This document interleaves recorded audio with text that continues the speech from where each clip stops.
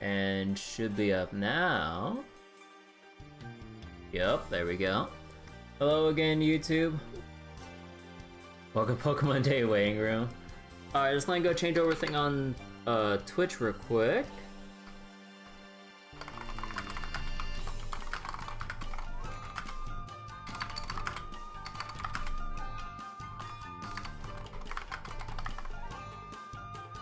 Alright, let me just go turn off GRANBLUE because the BGM is still on.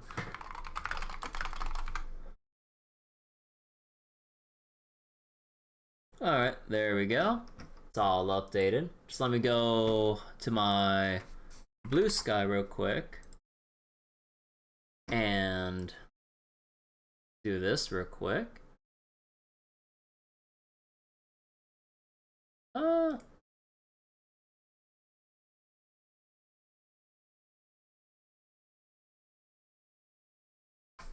Okay.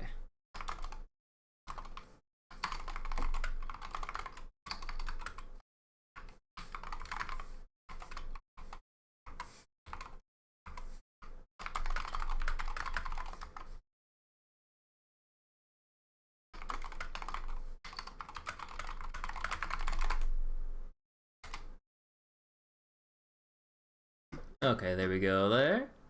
And alright, just let me go get Starrel up. Everything should be good now. Do let me know if I kind of forgot anything, but as far as I know, got the thing changed on Twitch, got the room set up on YouTube. Alright, should be good. Just need to go get the capture going for Starrel. Give me a second. There we go. God, I don't know why it takes some time for OBS to, like, recognize the capture. Alright. Starrel 3.1, here we go.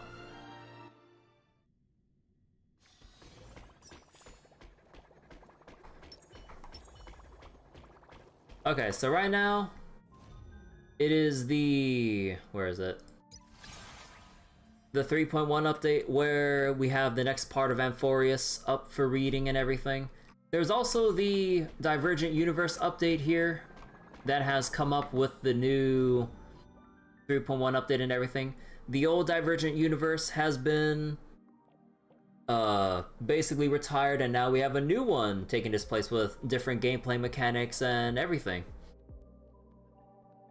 Also, I just noticed with the art here, yeah, it's all the simulated universe avatars. There's like Stephen Lloyd here with like the little duck. I believe that's supposed to be Herta, Ranmei there. No, Ranmei's here. Herta with the flower. I don't know, the butterfly should be a Amphoreus specific thing if I remember correctly. So wait. But what happened to the story of the old version? Is it still in? I'm not sure exactly. So Acheron gonna be eating a lot of trick snacks soon? I wish I had Acheron! But yeah, I'm not sure exactly what's going on with the old version of Divergent Universe. Because I've basically completed all there is to it, like, quest-wise, I don't know how it is for people that haven't touched it that would then get the Protein Hero update. I actually have no idea. Because, like, when you do the old version,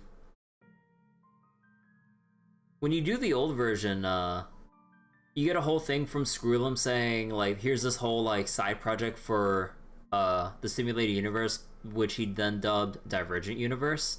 So then you do a whole thing for Screwlum going through it all, story-wise.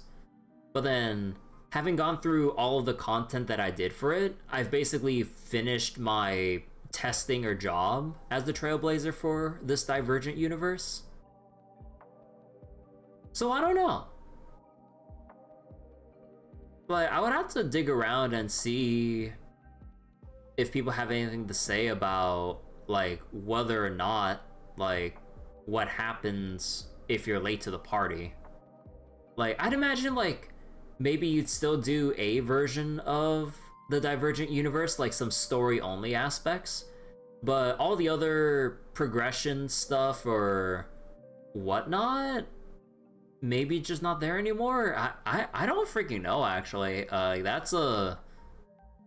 I really don't know, because like they kept saying in all the updates that like the old version's going away or will be reset in place of the new mode and stuff.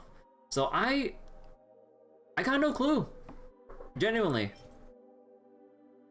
Oh, wait, this increases speed? After wearer uses skill, increases all damage by... Aw, what does it stack up to? 16%. Huh.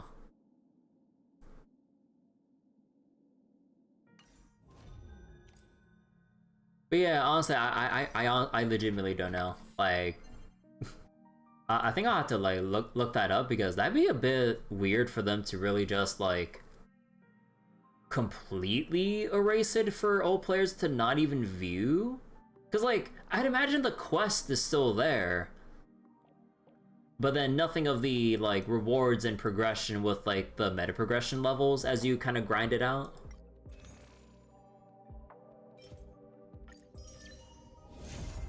Alright, new herder store LC. Superimposers.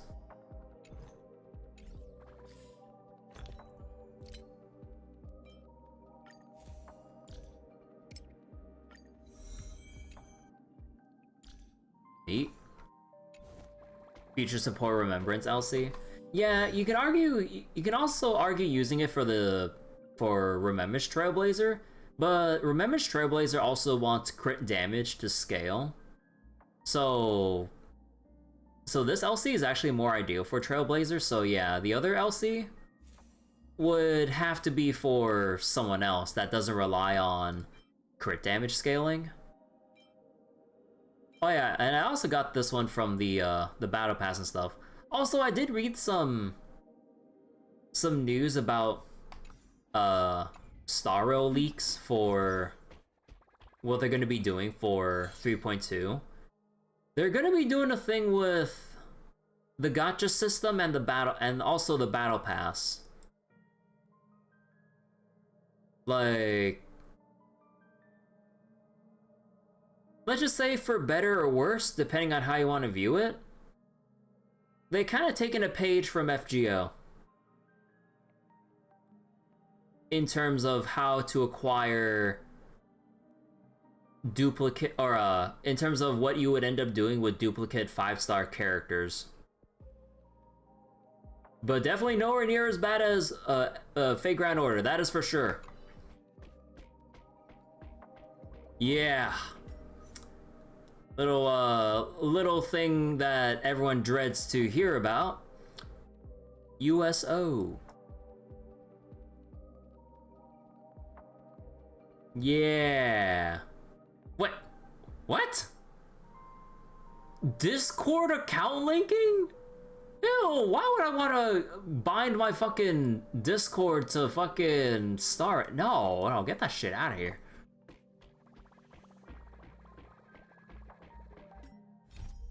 Alright.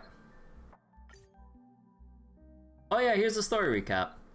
Better than Nikkei offering you some gems for linking a credit card. Wait, for linking your credit card? Oh my god, that's even worse.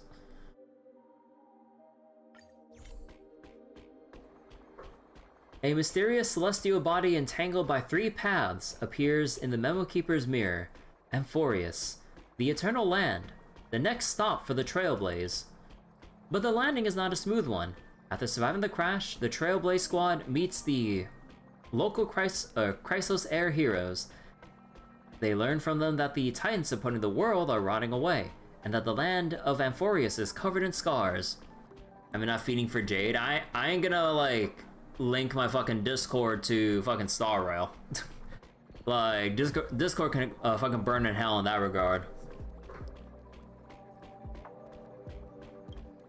In Akama, the final holy city, the 2 members of the squad undergo great trials to gain the trust of Aglaya, leader of the Chrysos heirs.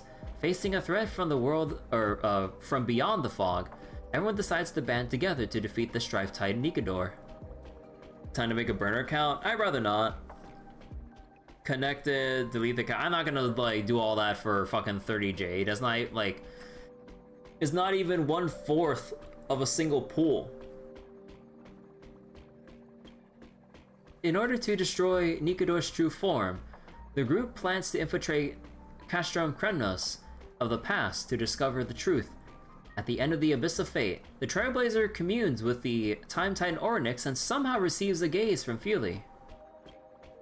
With the help of their new friend Mem, everyone pieces together Nikador's divinity and obtains the Titan's core flame in the final battle. At last, the young hero Phainon faces his own trial in the Holy Vortex of Genesis.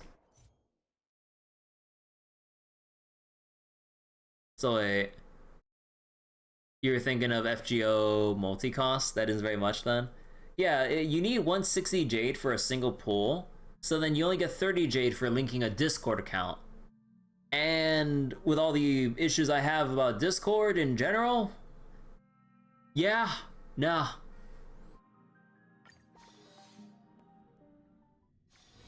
It's still early. Where to now?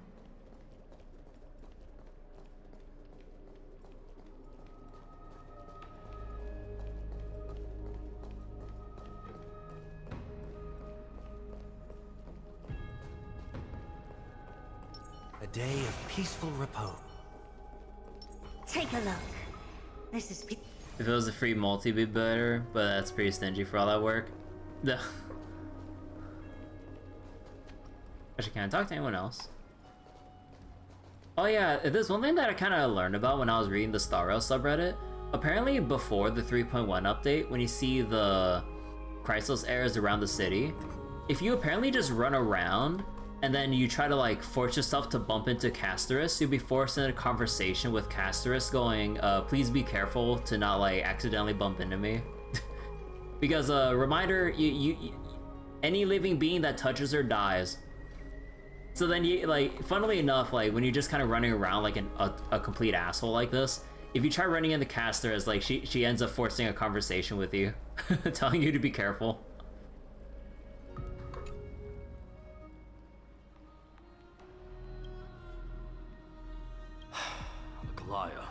With all due respect. Oh yeah, also keep in mind, because I'm playing in English, I believe Trailblazer and Dan Heng should still be voiceless because of the voice actor strike. This trial is taking far too long. Gone for a while. It feels like we've already waited for 42 days. Oh gee, that was a very specific number. The whole patch cycle. Don't worry, have faith in Phainon. What do you think of this, Trinan? It's not possible to tell for sure what goes on within the vortex. All I can hear are fragments of speech and distant battle cries. Is it Phainon's voice? I'm not sure. It's difficult to make out clearly. Wait, no! Lady Trinan. Snowy's voice. I can't hear him anymore. There's this unlike existence in the trial. It's burning him up. It has come to this, after all. What now? Get ready, my Demos. Wait, what's going on? Plan B. We pull him out when something goes wrong. As I promised you, Aglaya, I will intervene in the trial this time to bring your deliverer out to safety. But that's as far as I will go. Of course. I know this is not the time to demand any more from you. Discerning. All right then. To be as prepared as I can, I hope that the two Outlander warriors can also join me. That might not be a good idea. The core flame trial is many times more complicated than a standard ritual. Even the slightest misjudgment, misstep, or hiccup could result in grave consequences. What is going on with like the lip sync in between like what Castos is saying, and like her mouth flaps. That is so jarring. That's so... Our two distinguished guests are not obliged to risk their lives for the flame chase journey. Let me join you instead, Lord Mighty. Maybe the VAs aren't the only ones on strike. I don't know, I think I remember making note of this too during 3.0. Like, I think it's with Castorus specifically, because I don't think when I was looking at other characters' faces in conversation, I don't think I noticed anything out of the ordinary that I just, like, kind of step back from to go, you know, like, wait, something's wrong. It's only with Castorus, unless I've been completely oblivious to everyone else's, but so far I'm pretty sure it's Castorus specific. Something is really weird with her, like, lip syncing. Because, like, the mouth just isn't, like, moving even anywhere near as close as to what her English lines would say. It's the butterfly that's talking. Can we all go together? No. Someone should stay outside in case we need help. Things have taken a critical turn, especially so with Phainon's life on the line. Of course, we nameless would do what is necessary. How should we help? Join me in the trial to look for Phainon. And when we do, Aglaya's golden thread will guide us back out. Assuming we survive Nikador's wrath. If something bad were to happen, Castorus, your priority is to ensure the safety of these two. I can find a way out on my own. Yes, Lord Mighty. Yeah, it's like, even for a short line like this, like, the lip sync is all really weird. Thank you both for your valor. Time to get to work then. Let me have the honor of taking the lead in this battle. Oh, are we gonna have like a story version of Okay, maybe when we go inside.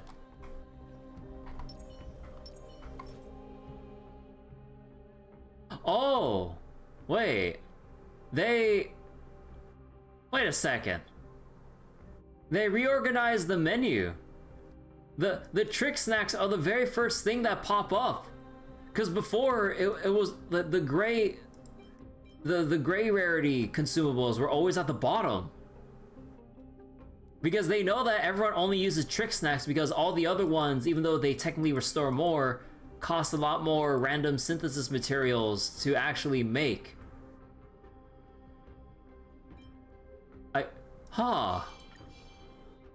They actually changed that. Let's wait and see. Let's also make our way to the front of the spirit basin when you're ready. We can't get rid of all the noise. Please, stay safe. Oh yeah, also, I ended up looking at, like... Actually, okay, before I continue the main story, there's actually some really funny things that have been going on in the Star Rail Leak subreddit, where there's a whole bunch of, like, initially misinformation about Castorus's, like, particular details as people were trying to, like, leak shit from the betas. People were... What was it? People were, like, putting out, like, either the wrong things, or they just got, like, a whole bunch of different descriptions of what she actually does, and it's not one concrete, like, thing to determine how Castorus will be kit-wise. And then people were also ending up pushing narratives about, like, who she might be good or bad with. And it's just so funny just seeing the discourse just over people just, like, spewing out, like, misinformation or intentionally misleading other people to get the wrong idea about how Castorus will be upon release eventually. But all I gotta say, I saw a leak video about the animations for Casterus. My funds for the Fate Stay Night collab are in danger. I mean, I got nothing right now, but I'm basically like, my intention was to save and skip everyone leading into Fate, but it's a little bit sad when you look at the current schedule of characters and then you see Casterus.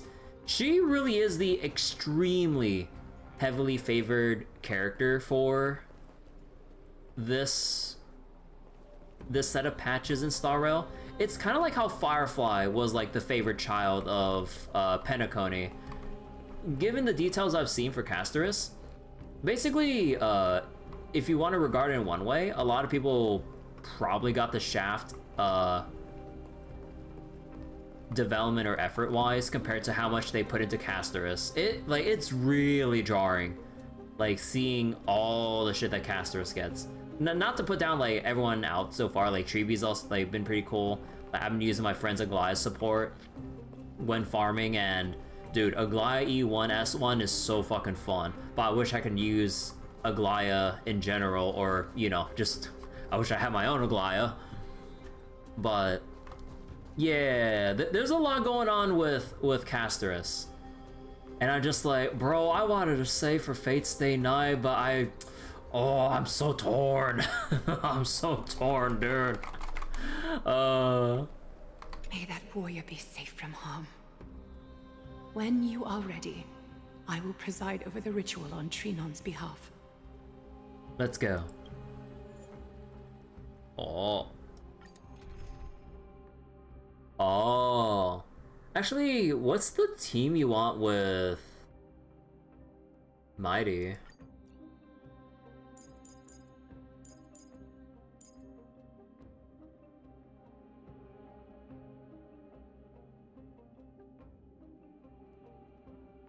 Oh. Actually, wait. Wait. What team do you want with them?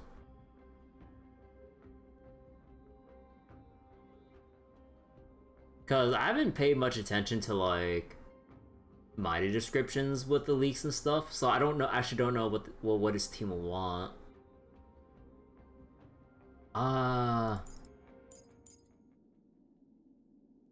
How about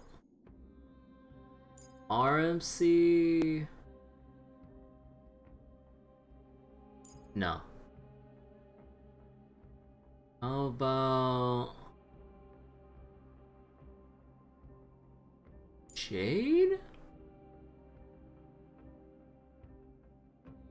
Robin and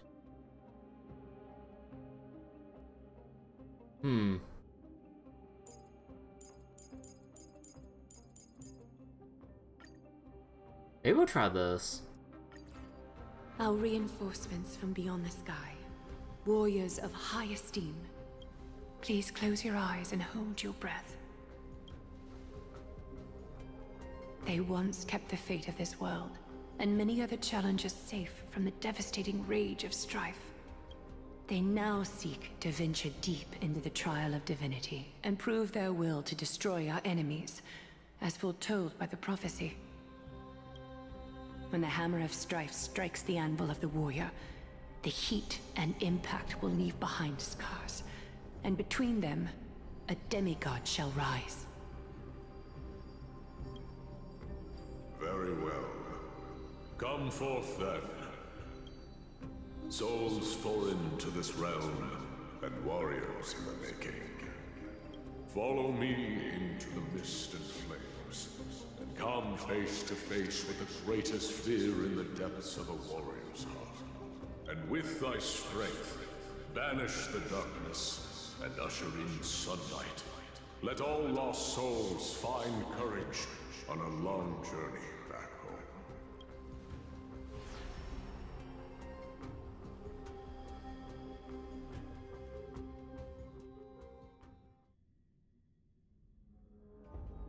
Oh.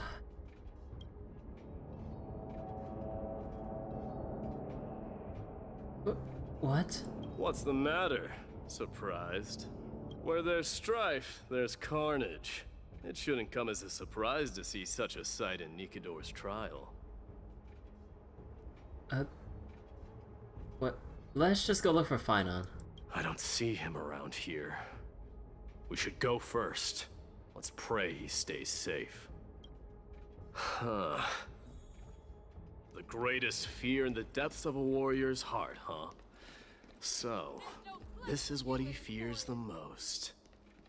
A disaster for Akama. So much for the king of those outlanders. Let's You won't get away, Kremnoan vermin! Be on alert. The smell of rust is thick in the air. Tell me your name, brute. Your demise shall be a tale I boast about at the feast table. My name is Perdiccas, and I am here to avenge my people. Kremnoans and Akamans are at war? Perdiccas? Even the tragic cries of beasts at the slaughterhouse sound better than your name. Say whatever you like, despicable Akaman. Better to die in battle than return even in glory. May the Kremnoan spirit always watch over me. Foolish brute. I see you're eager to die. Very well then. I shall grant you just that. Watch on and wait for the trial. Die, you swine! Matamos. My king. Why? Why did you leave us to the mercy of these foreigners? Is this? And you are... Oh. So the Alpha Brute has found his way here. The Alpha Brute? You Kremnoans are all eager to die, huh? Then I shall grant you a swift death. Oh. Sound of a body contorting and snapping. Face your death, cowardly king!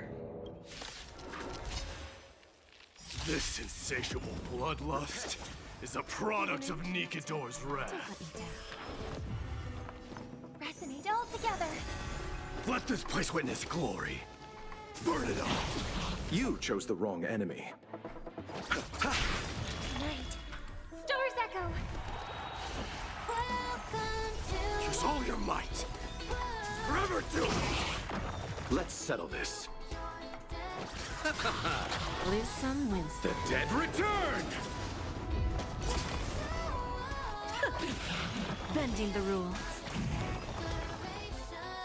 Dako, I didn't even see his ultimate yet. Absurd. I know this Akaman. Strife contorted an honorable warrior into this perverse and twisted being. And that horrible noise. I can hardly suppress my bloodlust when it sounds. This battle cry must have gone to Phainon. That's why he lost himself. What a useless fool. Who is he? It's nothing. Let's go. That voice. Is Cartonus? Not you too, Cartonus. Mighty Mos you are. Destroyed all the wicked king. Here to take my life finally. I won't ask how this happened, nor will I hurt you like you said. I just need you to tell me where Phainon is. All of this, you know very well. Leave our city, cursed son of Gorgo! I have no intention of hurting you, Cartonus. Humiliate me you shall not! Leave! Get out of Okima! Get out! Symbol of your sovereignty, take it! Signet of Kremnos, bask in blood-soaked glory, your kind alone! This is... Mother Signet? It's here again. I knew it. Ha! Finally gone mad, despicable vermin have. With your mad king, perish together in that maelstrom of battle! Enough! Be quiet!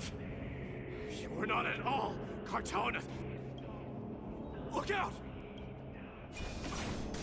A long, narrow shadow pierces through the phantom of Cartonus. Nice move. Don Hung question mark? You too. Are you the real Don Hung? I could ask you the same. What was the last thing you said to me before I parted the waters at Scale Gorge Waterscape? Parted the waters? How would I even remember that? I forget it, just kill me. Forget it, just kill me. That sounds like something the real you would say. It wasn't easy, but I finally found you two. So, you are Don Hung. What did you go through before meeting us? Just some memories from my past. Nothing worth mentioning. You mean you saw your past too? The trial of strife is a vicious one, all right. What are you thinking?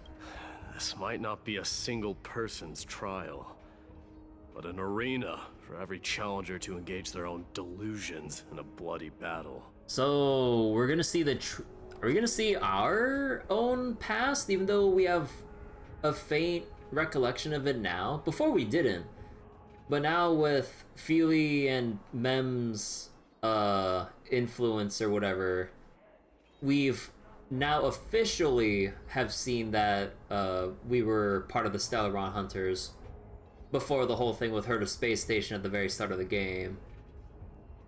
So I kind of wonder about that. Oh yeah, also one thing I didn't realize when I looked at another post on the Starro subreddit, you know the password or passphrase thing that Kafka and everyone mentioned? Like, they had like a certain like password or something, so they said 3 of a kind, 2 pair, and ace. Apparently, in Bellabog, Don Hung brought it up as well, if I remember correctly. So apparently it's like some kind of nameless or common passphrase that they've used before. I'm not sure how it all exactly connects together, but yeah, like apparently all the way back when, near the very beginning of Star Rail, that same passphrase that we heard from the Stellar Hunters came up too then. I don't know. I'm not exactly sure what this all necessarily means or how connected everyone is in the grand scheme of things, but yeah. Maybe we'll fight a phantom with the Stellaron inside us? I got no idea. Oh, I have to go through like a whole little gauntlet of all the like past story bosses in one go. Oh god. I saw someone from my past a while ago. Someone Phainon has never met. Huh. That doesn't exactly sound like a bad thing. At least it means we'll be able to find Phainon here.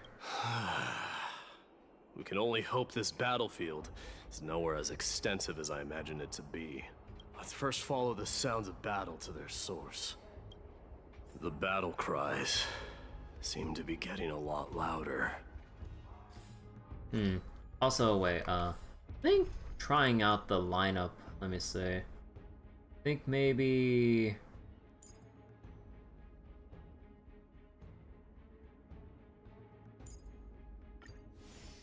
I think I will try, like, Sunday Mighty with Jade.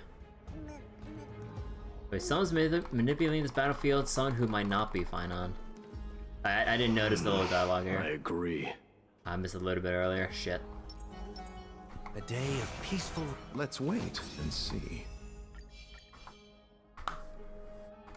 Hello? Hello? Can I not exit by pressing escape? Bruh.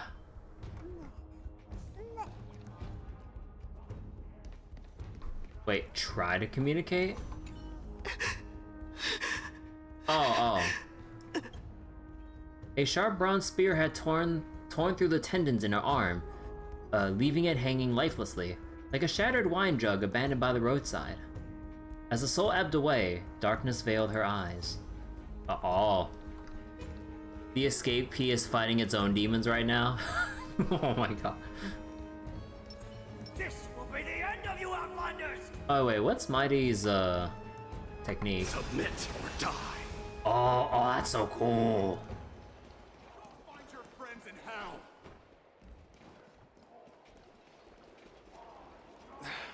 Curse. Just as I thought.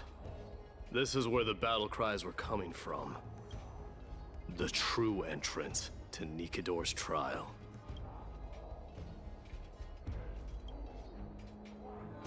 What's wrong with you two? It's Nias, an incarnation of Nikador.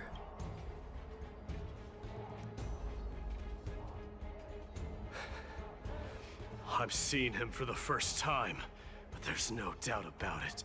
What I'm sensing can only be Strife's bloodlust. Can I imagine a game that restricts the use of my keyword like that? Where it makes me have to liberate them? I mean, that'd be a cool concept. The one manipulating this battlefield is Nikador themselves. Mightymites. You are a king warrior indeed.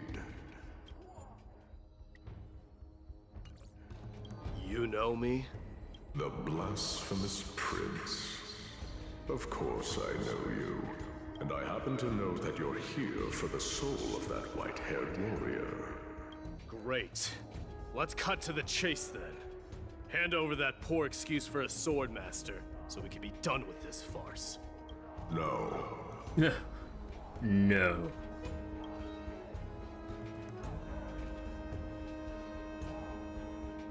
I applaud your courage and strength for coming this far, but you have chosen to besmirch the dignity of one who has fallen, and I cannot turn a blind eye to that.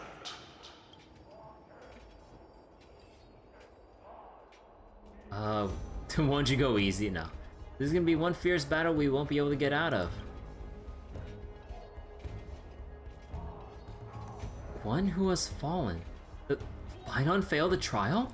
He faced the greatest fear in the depths of his heart, and fought with exceptional valor, though he eventually succumbed to the brutal onslaughts.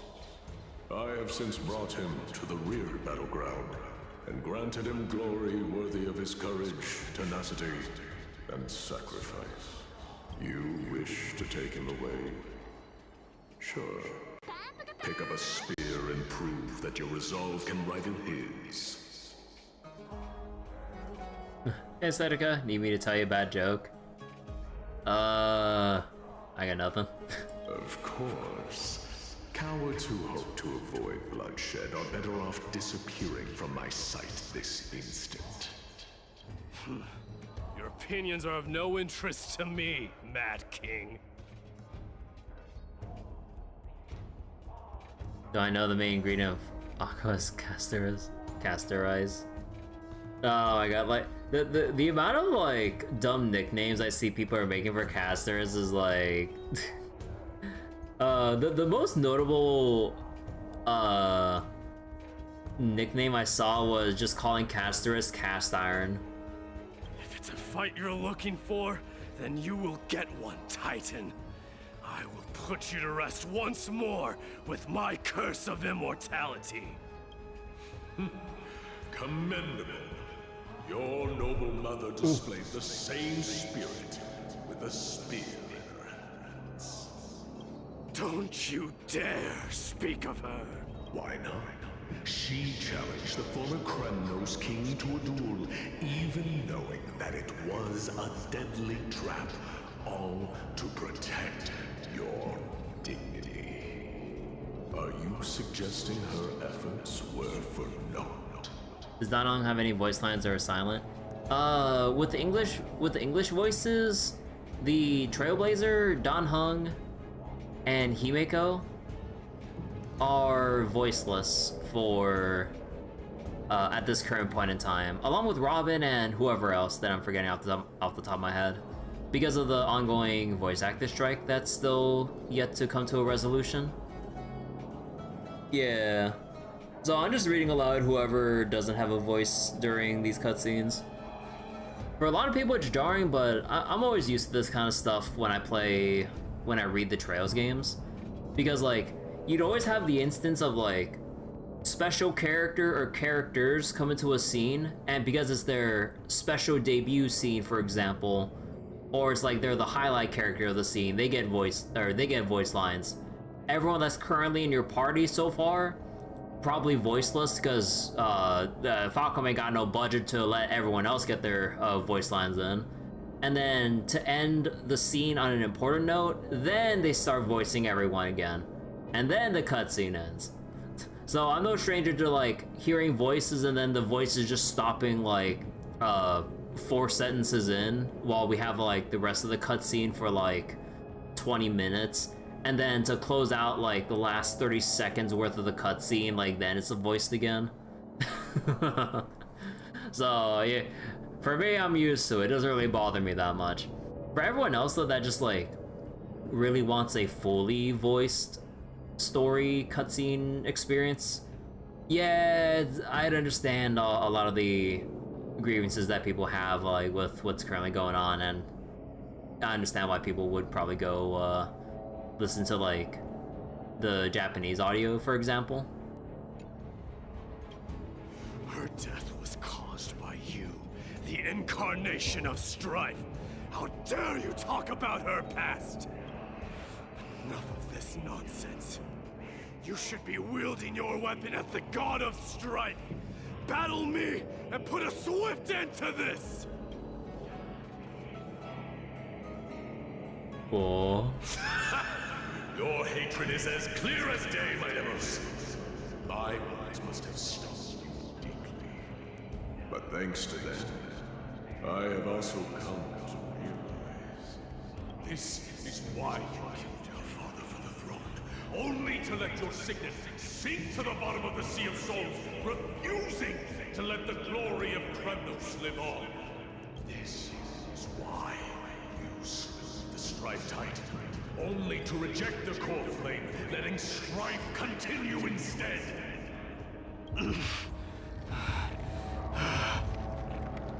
Oh, child abandoned by fate, show me what you are capable of. Show me if you have the power to put out the flames of your very own destiny. I will rip your chest apart, Titan. In the same way I ripped apart that former king. I see you wish to repeat this. Come at me then. Ignite the flames of your fears and step onto the battlefield. Take this fierce battle to the boundaries of strife and consume me. Or lose yourself in the fight and watch your defeated corpse burn to ash. I changed the was the sound effects or the music? Actually, maybe I'll just lower this but then raise the volume up by one. But remember this, Phainos.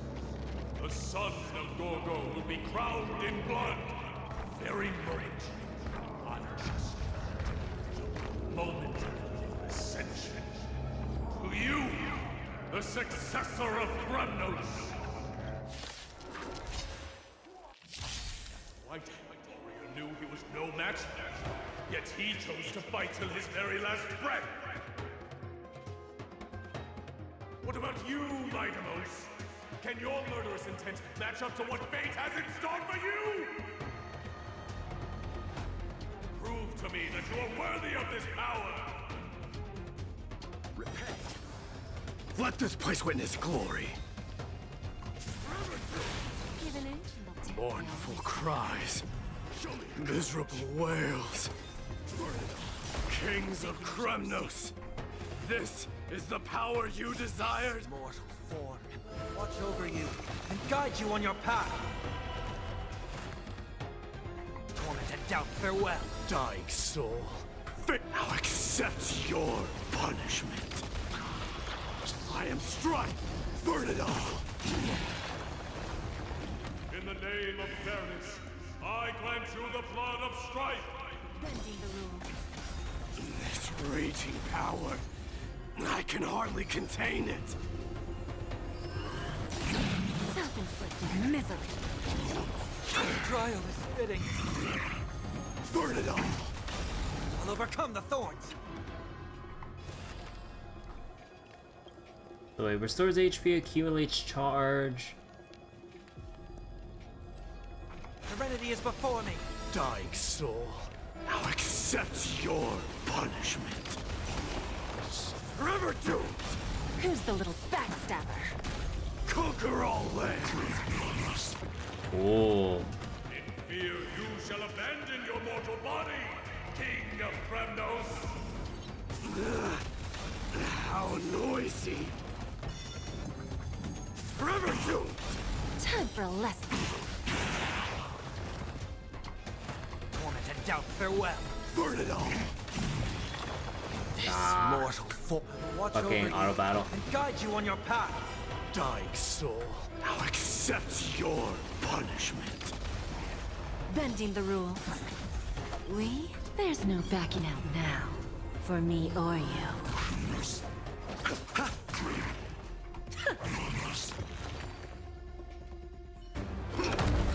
Oh, cutscene. Or cinematic, I mean. Oh wait, we got a lance. What?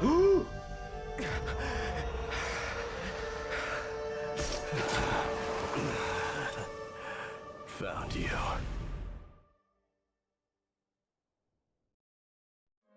Hey, Phainon, how you doing? Sometime later.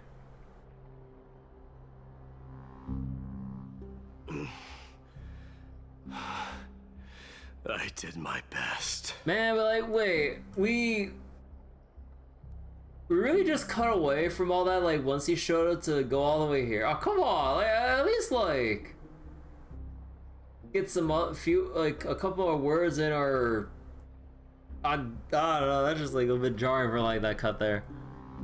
Aglaya and Cass is your favorite characters? Oh, yeah. I really wish I had enough pulls for Aglaya, but like, me failing my 50-50s back-to-back really screwed all of my plans. But yeah, that's... I guess we could tie that up, on our list so far about... like... on our list of disappointments.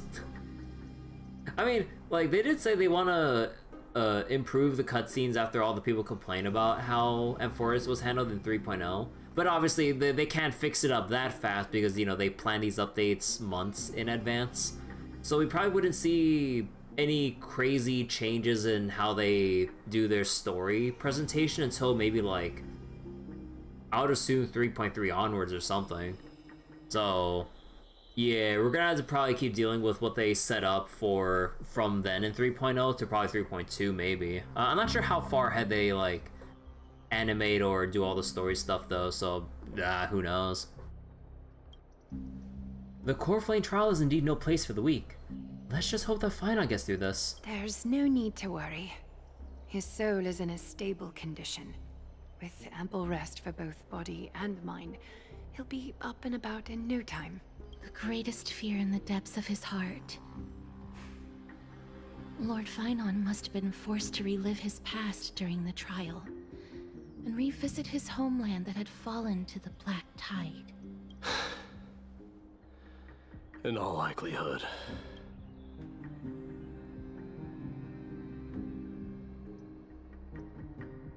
I think Nias mentioned it before. That is correct. He was willing to entrust the Coreflame to the Chrysosayers, because he was also pinning his hopes on us, to succeed him in shouldering the responsibility of resisting the Black Tide. Could you tell us more about this Black Tide? It is one of the culprits that drives the people of Amphoreus to madness. It was during the Era Bellica that this unspeakable thing first appeared, like a plague, alongside the 3 Titans of Calamity. Nobody knows where it came from or how it came to be. What we do know, however, is that it is steadily encroaching upon what little remains of this tranquil land, much like a rising sea closing in on an island from all sides. It is for this very reason that it became known as the Black Tide. Those who succumb to it lose their reason and humanity, becoming vicious, mindless monsters. Mortals are not the only ones susceptible to its influence. Even gods and titans cannot escape from it.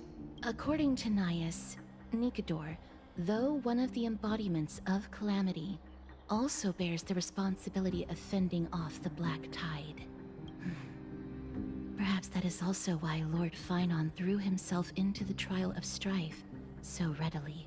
But now, we must look for alternative means of igniting the flames of strife. So, Aglaya, what should we do now? You know very well the decision doesn't lie with me. As the successor to Krymnos, Mighty, you know better than anyone that if it was simply about emerging triumphant on the battlefield of strife, you and your people could manage it with ease. But ultimately, the heavy burden of divinity can only be borne by one. It is foolhardiness and indecision, not the unclaimed seat of divinity, that pushes this world into the deathly fog.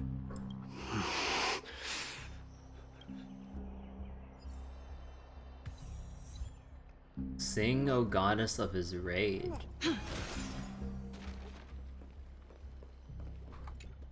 Phainon was defeated in the trial of strife and had his consciousness corroded by the Titan.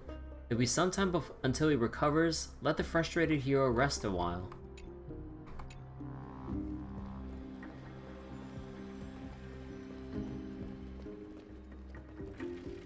I'd love to go in and take a look. You know, I like how we have the little chimera here. Because, like, you can actually... What was it? When you collect enough memory fragments, there's a little shop where you can actually buy a little chimera, and then once you buy one, the little chimera just sits in front of your, like, your room here. Your chimera seems happy enough to see you, but you cannot understand what it's trying to say right now. All you can do is play a while with it until it's completely sapped of energy.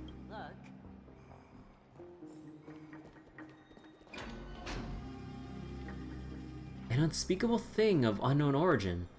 What comes to your mind when we put these keywords together? Stellaron, Aeon, a Leviathan. Hope we can take it on with us. No. Leviathan.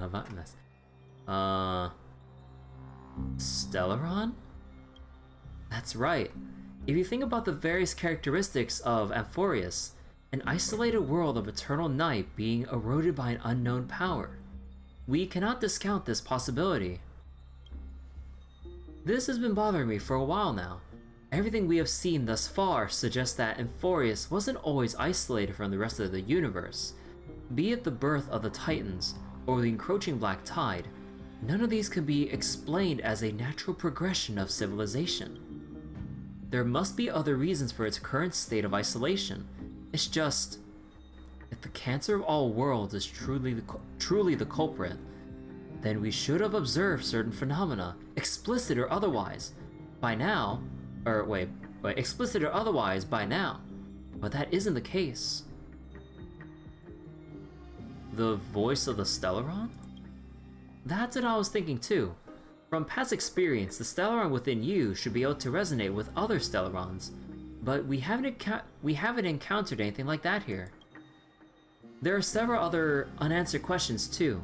My gut feeling is that things here are not quite as simple as they seem. Furthermore, what happened in Penacony also proved that the appearance of a world may not necessarily be due to the influence of just one path. The Trailblaze can tackle even 10 paths. All-star cast. Who knows, maybe Akivili's behind it all. Not even the history fictionologist would dare spin a tale like that.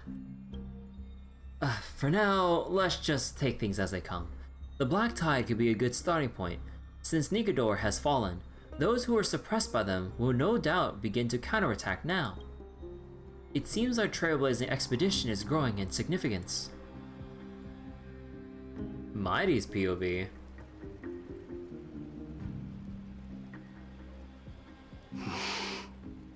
Don't worry, Dee.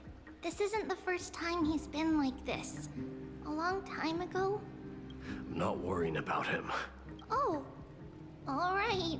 You're a little quiet, though. I'm sorry. That was rude of me.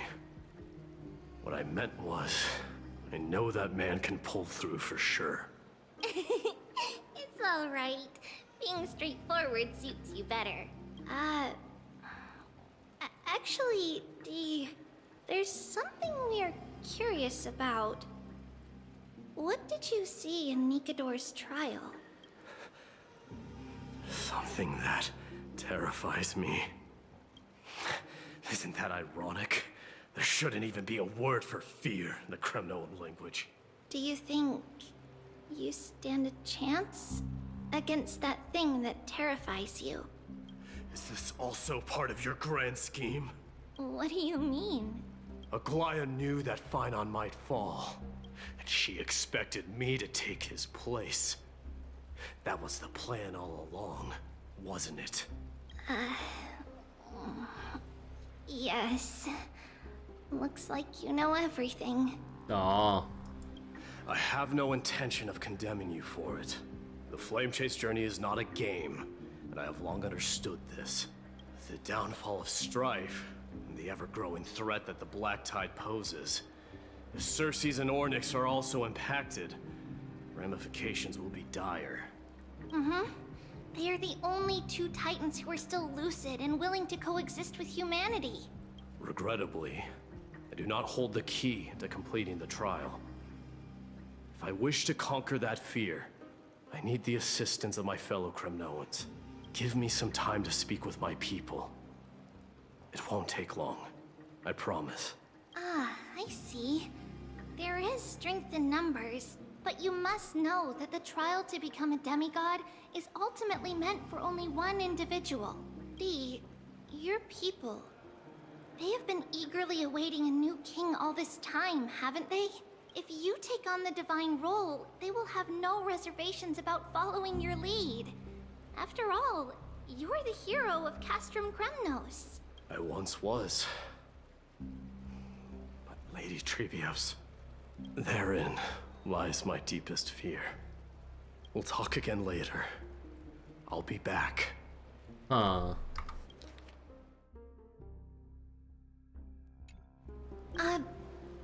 Dee? Regardless of what happens, we will always be there for you. Thank you. The person I'm looking for is probably in the hot bath. I should go take a look.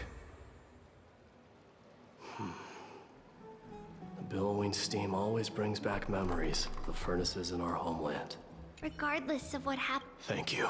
Okay, that's the same thing. Okay, wait, so we should have story version, right? Yeah.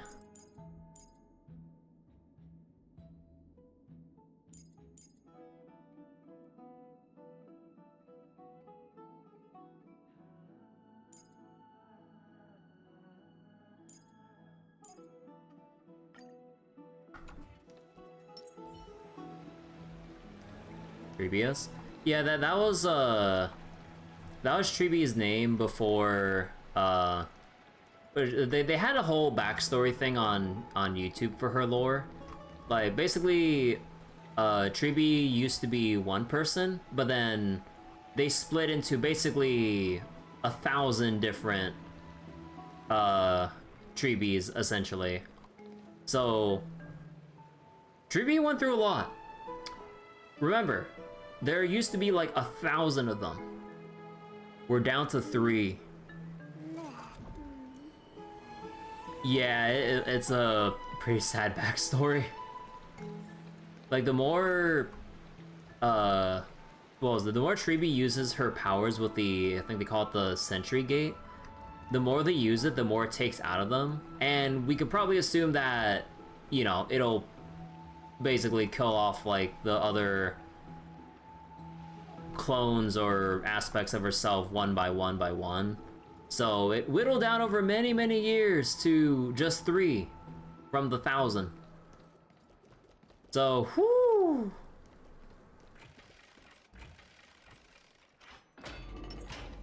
A day of peaceful repose. Children? Oh, I didn't mean to interrupt left that. unattended by their parents? That's not safe. That's not safe.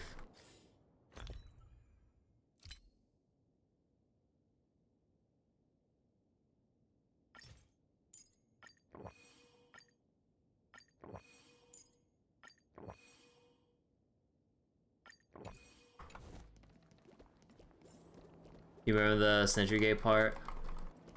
Story spoiler stuff and other things. We only use tricks from our inventory.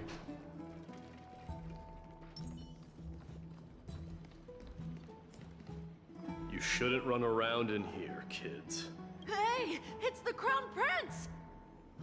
Are you also here for a bath? I want to hear stories about princes on the battlefield. The Crown Prince. Are you Kremnoans? Yeah, we are! The grown-ups said we used to live next to the arena. Well, next to the parts next to it anyway. Next to the parts of it. Oh. My dad is a centurion with the Hydra Lancers, and my mom is the bravest warrior in the God Shield Brigade.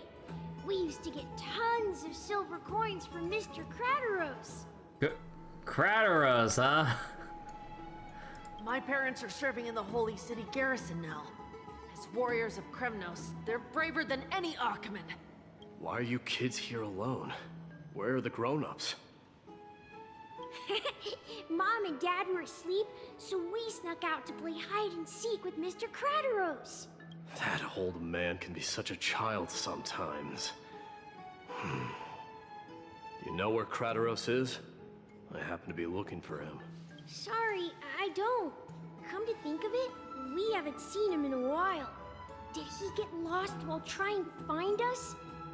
No way! Mr. Crateros is a member of the Royal Wing Elites. He's the best at hunting down enemies. He was counting near Verax Leo when we went to hide. I thought about taking a peek, but who knows if it might be a trap he set. It was prudent of you to be cautious. So, which Verax Leo was he with? It's, just take a few turns after you go out from here. It's close to the bats. All right, I'll go look for him. You should consider the game over and head home for now. And don't play around the hot baths again. Wait, Your Highness! Is there something else? I heard you retrieved Nicodor's core flame. Does that mean we get to go back home soon? Ooh. Have you ever been to Castrum Kremnos? You were all born in the Holy City, and are living lives no different from the Achaemens. Everything you know about our people comes only from the tales of others. You have never even witnessed the blade in the sky with your own eyes. How, then, is a city you've never seen your home? Because this place is definitely not home. Mom and Dad told me that the children of Kremnos are born to wield swords and fight on the battlefield. Oh boy, it's a parenting thing now, huh? They also said that the Kremnoan detachment led by the Crown Prince is the bravest army across all of Amphoreus. No one can defeat them. Kremnoan detachment or Kremnoan army in exile? The kids in the Holy City don't play with us. The moment they find out that our parents are Kremnoans, they shun us. We don't care. We all know that the Crown Prince will take us home one day. That time has not yet arrived. But, young men of Kremnos, heed my command. Return to your parents at once. From here on, You are to dedicate yourselves to rigorous training and a healthy diet. You must not neglect these two aspects if you are to become a brave warrior of Kremnos. Only by following this path can you be deemed worthy of returning home. Yes, Your Highness! The future of Kremnos. Oh god. I should find Kratos. There's always children who are the hardest to deal with, huh? Because, like, given Mighty's whole reservations about, you know, not wanting to ascend to the throne and stuff, but all the even the children being told by the parents to go, oh, you'll take us home, but it's like, but you've only been in Akuma. Oh god. There he is. Is he engaged in a debate with that foolish lion? Brat! Oh, it's the Crown Prince of Castrum Kremnos. Get a grip. We're here by order of the Council of Elders. Even the Chrysos heirs have to think twice before doing anything to us. Out of my way, lackeys of the Council. The Civil Guard of Akuma is on official duty. Please keep out of this area. Calm down, my lord. Play nice. Don't make me repeat myself. I'll allow you to pass this time. Just this once. They're so scared shitless. So, you think yourself knowledgeable? Then here is a question for you. Do you know how Chrysius Leo in Castrum Kremnos came to be mounted on the wall? I don't know, my lord. How did it come to be? Let me enlighten you. A long time ago, the founder of Castrum Kremnos led a group of warriors to hunt down a lion on the outskirts of the city of Tritos. That vicious beast had been a menace for years, and the bones in its den were stacked even higher than the peaks around Akuma. But do you know what happened? Nary a moment had passed after the beast's head peeked out of its den, when the Kremnoan warriors surged forward and brought it down within the blink of an eye, shattering its knees with a single strike. And then, why are you red-faced already?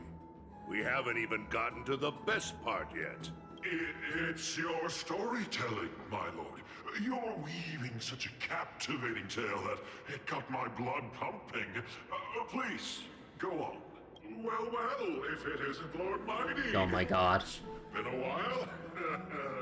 Oh, what in Akuma is happening? To what do I owe the pleasure, son of Gorgo?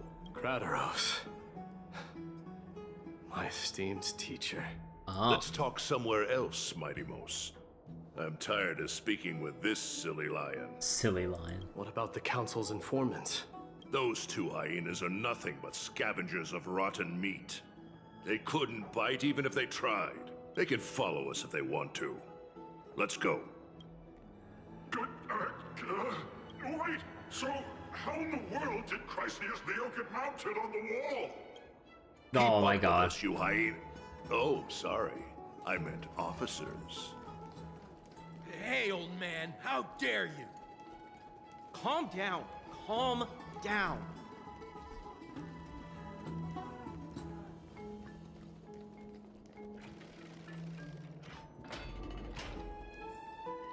Don't fall behind now.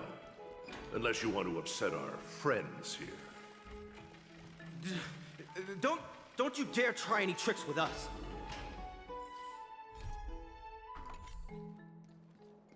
We're almost there.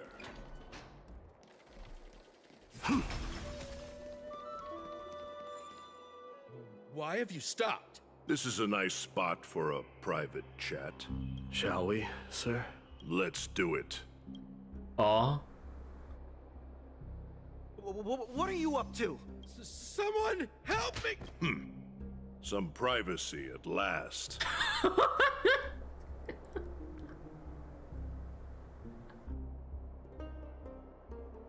Man.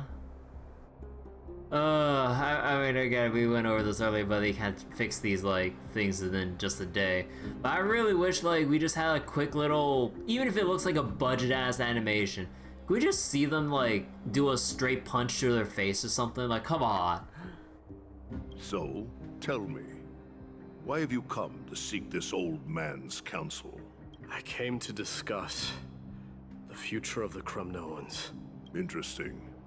I heard the core flame of the Lance of Fury has been restored, though not by your hand. And you're even considering giving up Nikador's divine power. Is this true?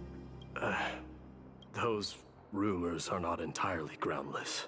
In other words, you did entertain the thought of giving up the throne of Kremnos and forsaking your people. The divine power is not equivalent to the throne. The path of strife is also not our people's only way. Enough with the word games. You, of all people, should understand the plight of the Kremnoans.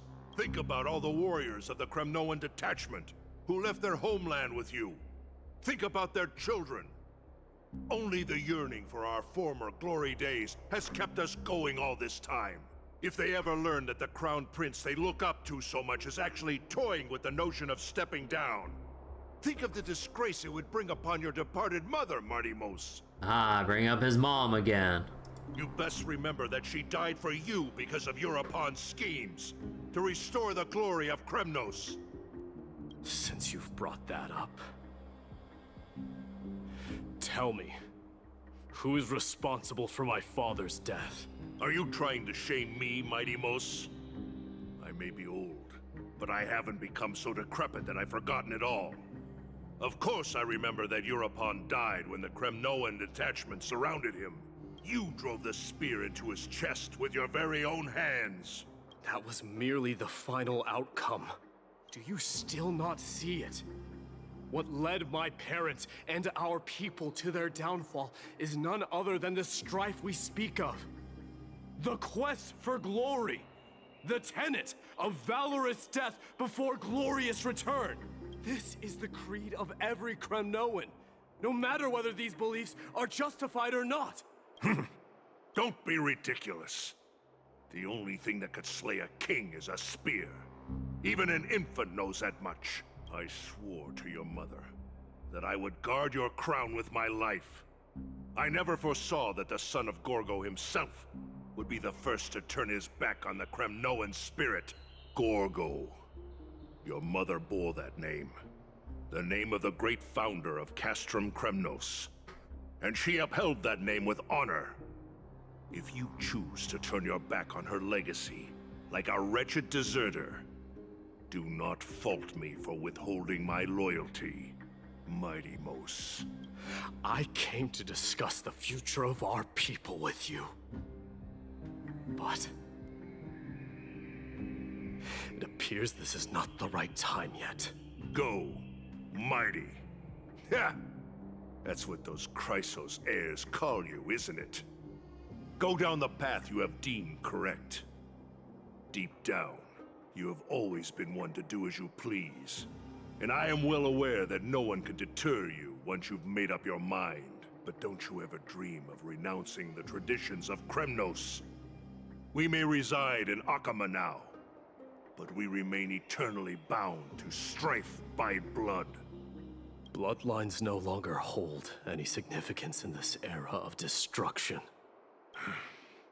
My young lord, always bear this in mind. Never reveal your vulnerabilities to anyone. A lion should never dwell amidst its prey, especially when it wields power enough to dominate the entire hunting ground. Europon, the boy did nothing wrong! Oh. This is murder! Do not sully the noble name of Kremnos with the blood of an innocent child. You mustn't reveal your weaknesses to the enemy. Enough! My decision is final. We must use this child's life to preserve the soul of the great Nikador. We must save Castrum Kremnos. Don't be absurd! Those tiny hands lack the strength to even lift a spear. Do you truly believe him a threat to Castrum Kremnos? You'll be ending the bloodline of Kremnos if you do this. Our millennia-old glory will become nothing more than a joke. Have you forgotten that we Kremnoans place no value in bloodlines?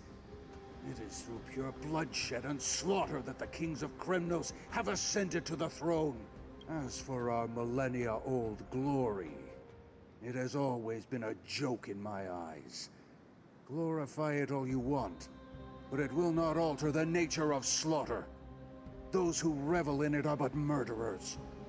They are no more noble than the most monstrous beasts in Amphoreus. Enough with your words! Among all the kings of Kremnos, which one did not inherit the crown only after plucking it from the lifeless body of his father?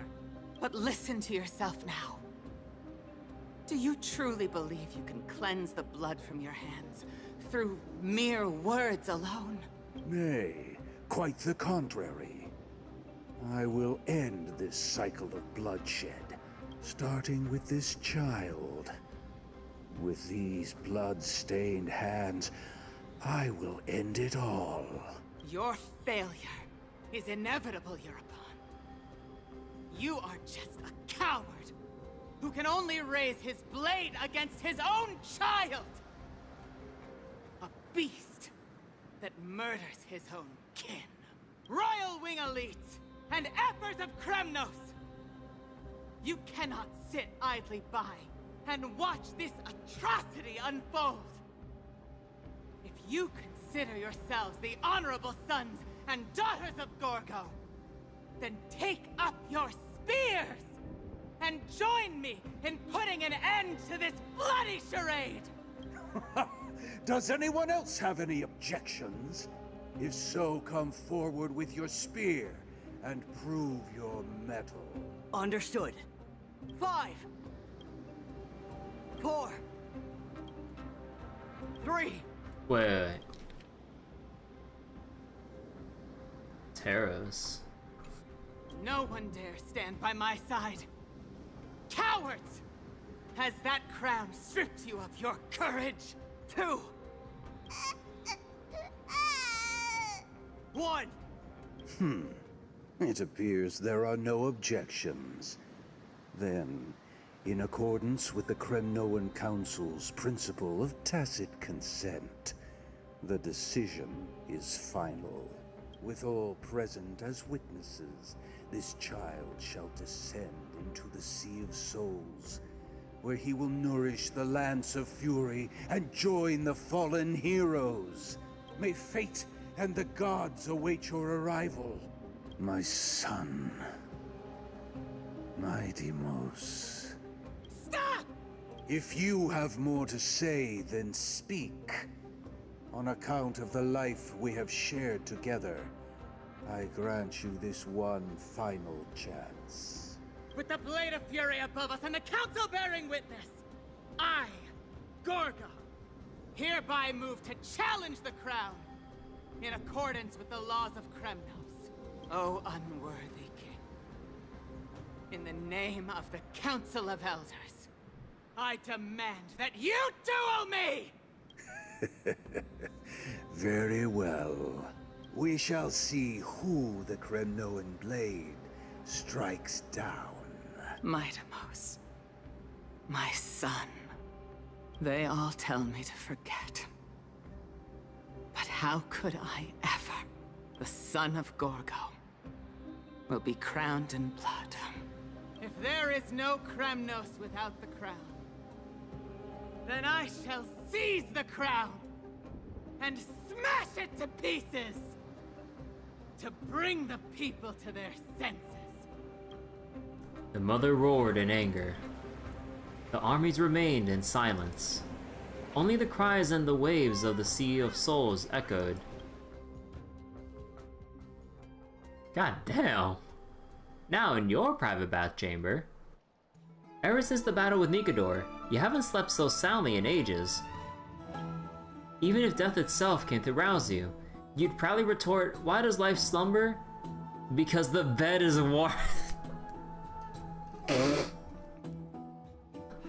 I see we're memeing, like, the key question and answer that we spent all of Penacony wondering about.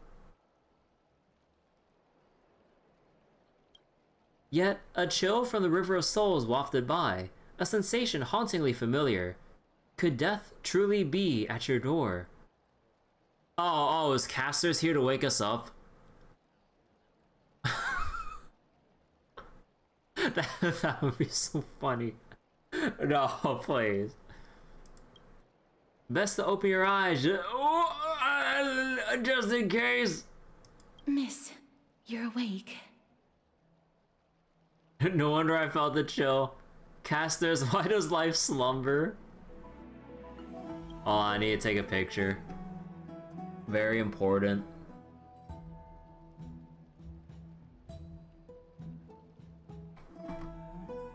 Okay, I got my picture. Casterus, why does life slumber? That's a complicated question. I'm not sure I can answer that. I apologize for arriving uninvited. I saw that you were still asleep, so I took the liberty of waiting nearby. Oh my god. So if you fall asleep when you're next to Casters, you just get this like deathly chill like sensation throughout your body until you wake up and realize that Casters is like right next to you. Oh, that's fucked up. Aww. Aww. I bring a message from Lady Aglaya. She has prepared a gift for you and Dan Hong, and wishes to present it to you in person. A little chimera? What are we waiting for? Let's go! I'm glad you're in good spirits. Alright, let's set off. The Nameless Recollection. The Crown Prince of Kremnos revealed the past in that trial of apotheosis. The past gained through your travels. Head to the book and write it down. Oh, I want to run around with Casters first. Oh, well, I mean, if she's waiting patiently here right near the door, I mean, I guess I should.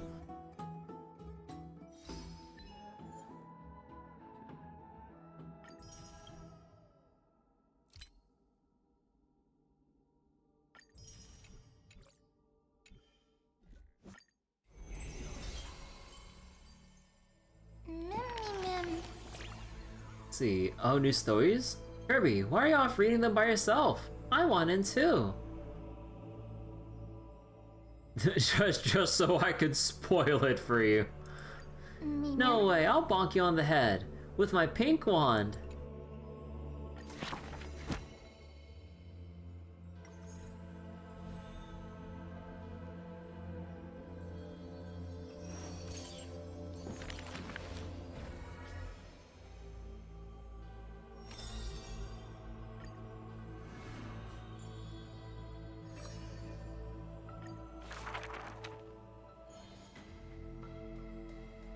Since which day did he become known as mighty? His strength rivals all lands, but the man pays it no heed. For only the authority of a king can end another king, and only strife can end strife.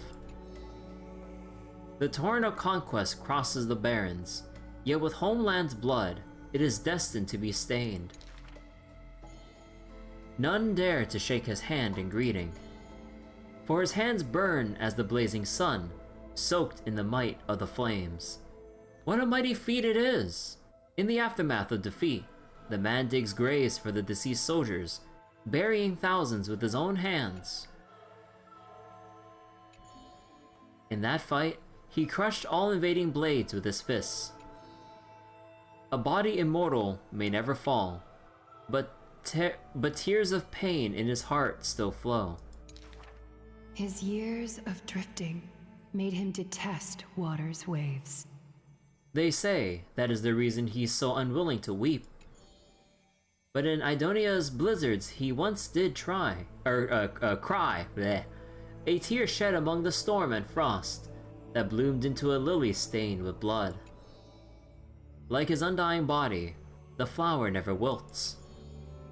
In time, the entire world will turn to ash. This haughty man shall be the one to leave behind the world's final beauty, though none are willing to believe.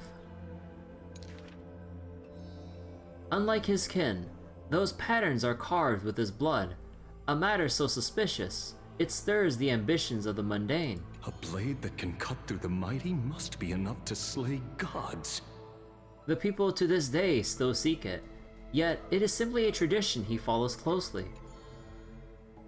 Do not let your enemy notice that you're bleeding, and thus convince them that you are someone unsurpassed, a warrior extreme. Oh, they just use like that frame of his like ultimate. Apart from Kremnos' traditions, what do you have left? The stories of the past forge his body, the white-haired friend once asked. The man goes silent and still, his gaze burning into the horizon, looking for a distant past. In his days of wandering, this same question was asked by thousands upon thousands, and he never denied. That is why I walk on this path. Huh. Apart from traditions, what do you have left?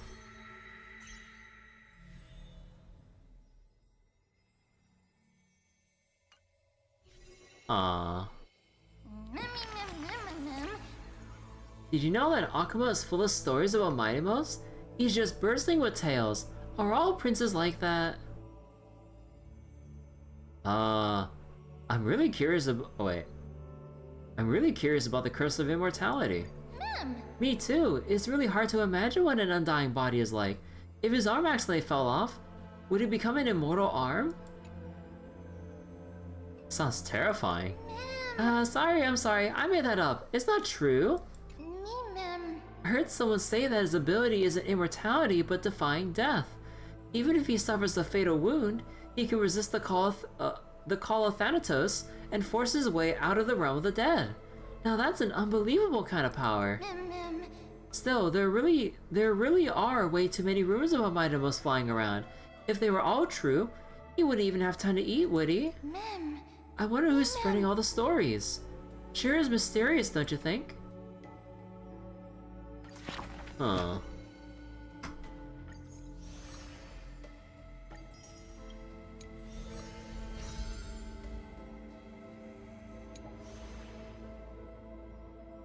We're so close. I want this wishful resin so badly. Alright. Now where were we? Oh wait, let me see. Now where were we?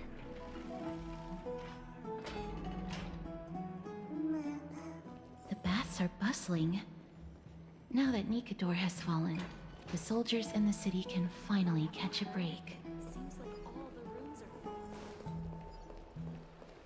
I don't know how long I'll be able to live like this.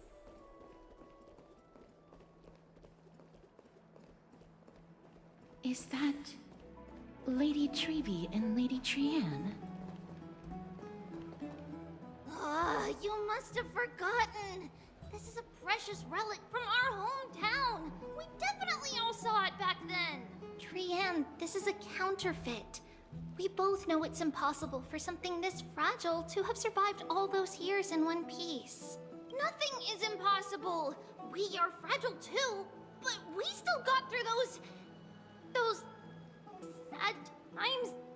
Ugh, look at that color and how it glitters in the light. It's exactly as we remember it.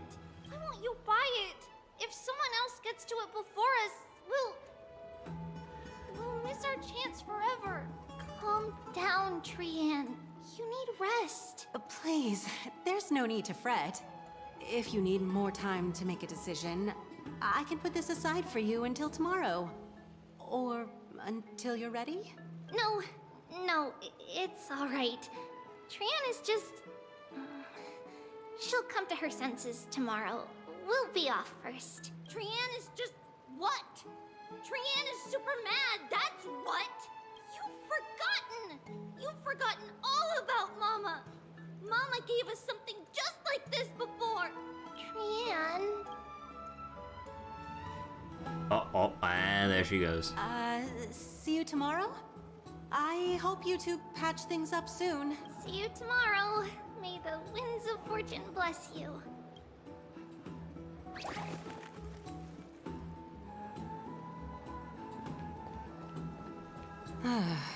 It's so hard to understand what they're thinking sometimes.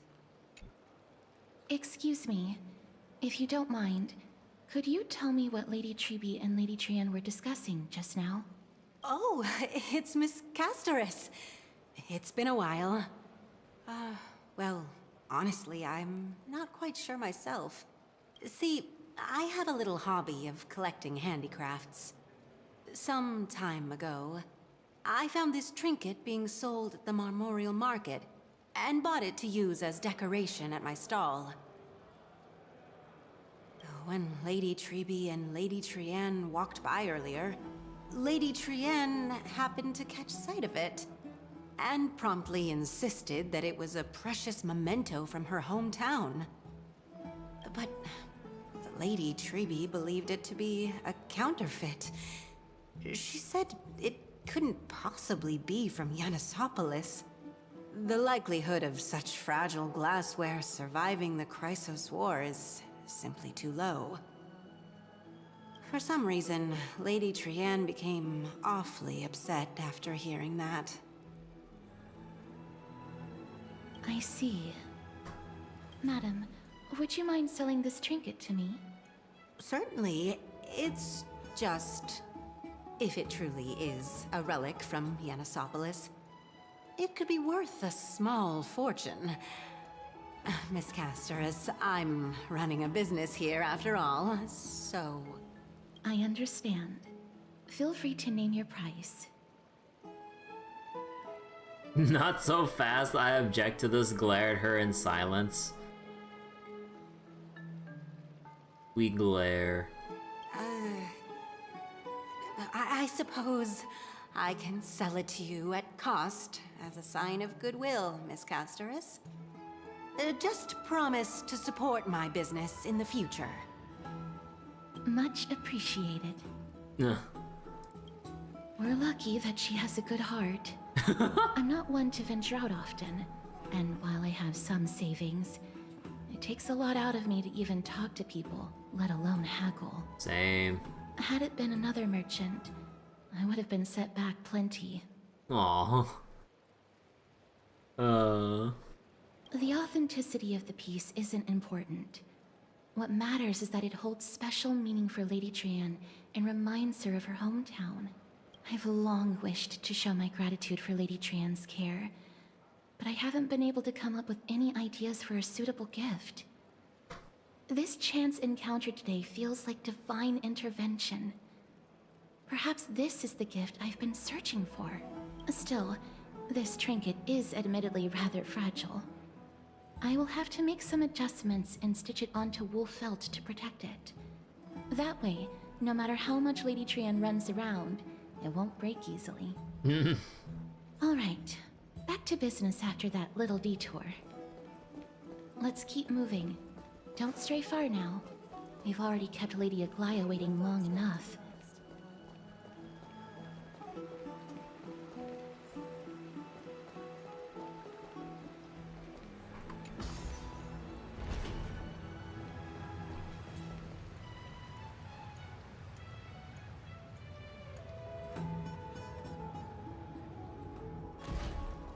It seems your friend arrived before us.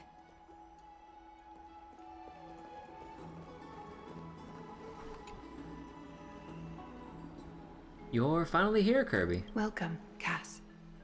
And you as well, trailblazer from beyond the sky. The gift, give me the gift. I didn't expect you to call me that. Your companion here kindly explained the meaning behind the name to me earlier. Through him, I've come to understand that you and your friends walk the paths of Kefali and Yanis in places beyond the sky. Addressing you appropriately is the least I can do, as a show of respect. You and your friends walk the paths of Kefali and Yanis in places beyond the sky. So they're equating Akivili or the Trailblaze itself to them? Oh, okay. for all that has happened. It was never our intention to drag you two into the battle against Nikador and jeopardize your safety. To express our gratitude for your kind, trailblazing endeavors, we would like to present you with the highest honor of Akima. A little chimera? This is the dew of divine blood. Dang it! Brewed from crops nourished by the blood of the Titans. It is said that only 12 bottles existed. The last 3 bottles are now being kept in the treasure vault of Akima. Back in the days of prosperity, cities fortunate enough to acquire it regarded it as one of the greatest treasures ever. Unsealing it during a ceremony held in honor of 2 cities' diplomatic ties was the highest form of respect one could show the other. And now, in keeping with tradition, Akima dedicates this drink to our esteemed guests from beyond the sky in appreciation of what you have done for us. I'm not a drinking age yet. Oh my god. My hand is trembling under the weight of this gift. This precious gift isn't simply a token of gratitude though, is it, Lady Aglaya? Would have made more sense that we get it at the end of the quest rather than now. If this is that important, then that means there's something even more important later. I got no idea. Very perceptive, Mr. Dunhung. Your heroic deeds have proven that you come in good faith. With the dew of divine blood as testament, we wish to forge an alliance with the Trailblazers. Ah. With all due respect, won't forging an alliance with the Chrysos heirs embroil us in the conflicts within Akima? I'm sure you can understand where our misgivings come from, Lady Aglaya. Wow, my gift, oh my god. Right, we need to think about this first. Considering that the kind of gift we got at the end of the Law Food quest makes us wonder. Yeah, with the, I forget exactly what it's called, but yeah, the thing we got from Genuine.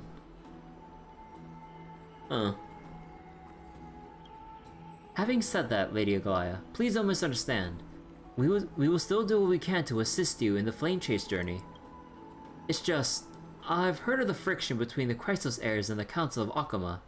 As outsiders, we're wary of getting caught up in this conflict. Wow!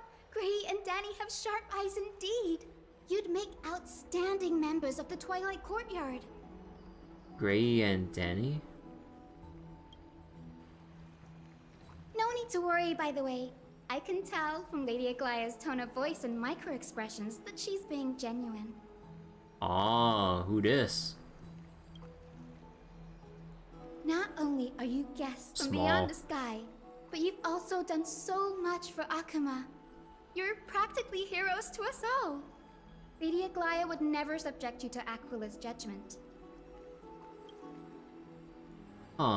And you are... Hyacinth. Hyacinth. Thank you for taking care of the wounded of the past few days. Oh, is she gonna be our next healer character? Oh. Oh, it's no trouble at all. The patients are very cooperative when we attend to them. I'm just thrilled to see them all going home healthy again. Oh, I just noticed the little, like, thing here. Oh, is that supposed to be her memo sprite? But she has, like, a little, accessory for it? That's cute. A little pink-blue gradient going on with that hair there. Is there anything else on her, or with her outfit design? Either way though, she cute. Oh, it's Cassie. Oh, I've missed you. Gray, Danny, Cassie. Who is this? Is Aglaya's name Agli?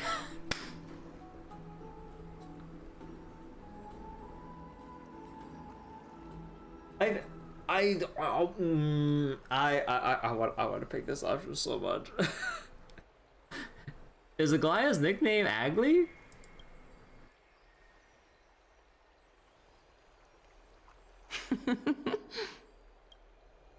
Miss! You can't say that! Lady Aglaya should always be Lady Aglaya. Oh, no, she's the exception. All right. This girl, she's a natural at making friends. She reminds me of an old friend with pink hair.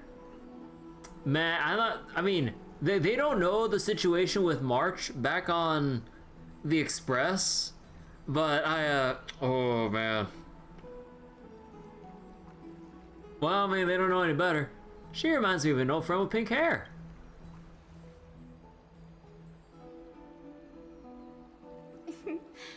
As an acolyte of Aquila, I'm here to bring healing light to the world. Plus, I've heard you're also children of the distant skies. Fate must have brought us together. Can we be friends?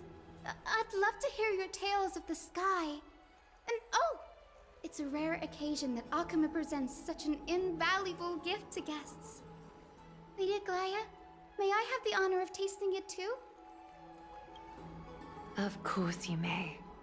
Esteemed guests of Akama, please believe me when I say that this gift carries no hidden agendas. As for the matter of the Alliance, you need not give me an answer here and now. She's here to help Aglaya recruit us. Well, if you insist.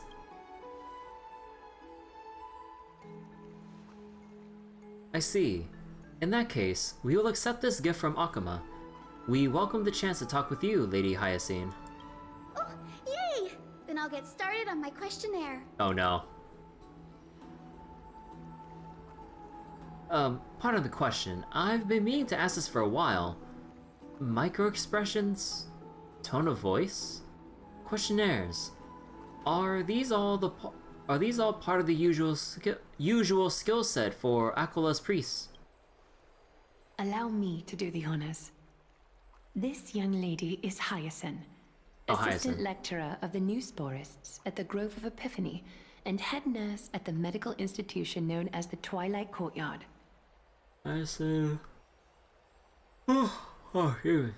So lecturer, assistant lecturer, head nurse. Many of the Chrysos heirs suffered injuries during Nikador's attack on Akama, so the Grove sent Lady Hyacinth to treat the wounded in Akama. But what I'm really good at is helping people sort out what ails their mind and spirit. If you're ever feeling troubled, come find me. A little sunbathing in the courtyard will chase all your worries away. Ah, so you're a therapist. Thank you. We'll keep that in mind. Well, it looks like everything's sorted out now. The patients have also all recovered. I think it's time for me to head back, Lady Aglaya. I would love to keep you in Akama for a few more days, but I would hate to provoke the ire of the Grove. As it happens, Akama intends to send a messenger to the Grove for updates about the research on the Black Tide. We also want to communicate our desire to discuss the retrieval of Circe's core flame at the earliest convenience. Oh, that sounds pretty serious. Lady Aglaya, you can't be asking me to... No need to fret. We won't put you on the spot. Trianne will be going there as the diplomatic messenger of Akama, and Castros will be accompanying her. Wait, Trianne specifically? Oh no. I happen to have a few questions for Professor Anaxa as well. Oh, Anaxa. Regarding the missing Titan, Thanatos. Because yeah, Anaxa's like the other character that people are talking up a lot with like upcoming banners and everything. Since this involves Akama's diplomatic affairs, we'll give you some privacy. Let's go on and play. Back to bed again, boring. Well, where's the third option for I sleep? Come on! Let's go on and play. If you're not keen on just sitting around, Miss Trailblazer, why not go with him? The Grove is a picturesque place, perfect for sightseeing. That's a wonderful suggestion. Come visit the Grove, Gray. I'd be delighted to show you around. Gray. God, it just sounds so silly as a nickname. As in, like, maybe we could have found another nickname, but I guess, like, the most common thing... What was it? Because, like, you'd have to think of, like, probably a different nickname if you went with, like, male or female trailblazers, so they probably just try to find some common ground with like the hair color. Sounds good. Gaining more insight into the customs and geography of different regions of Amphoreus is also part of trailblazing. In that case, do bring this spindle along with you. This tool, called the weft, is used to spin thread and has been passed down in my family through generations. Though it doesn't see much practical use nowadays, it's become a symbol of great significance. In this respect, it is the perfect token to represent my will. If you encounter trouble at the Grove, just take this out and show it to them. While you're in the Grove, the golden thread of the weft can also render all things around you visible, regardless of whether they're corporeal or not, allowing you to see things as I would. Casterus knows this too. Aw, so we can see how Aglaia would see the world around her with Make good us? use of it. Trian is already waiting for you at the outskirts of Okima, so I won't keep you any longer. Oh, I cut it a bit short. A rare Amphorean fine wine. It is said to be brewed from crops nourished by the divine blood of each titan. This particular bottle originates from the chrysalis of gold, Nestia of Romance. Weft, a golden spindle that belongs to Goldweaver Aglaia, a legendary treasure. Follow the golden thread, the love that contains all like the gods. Make good use of it.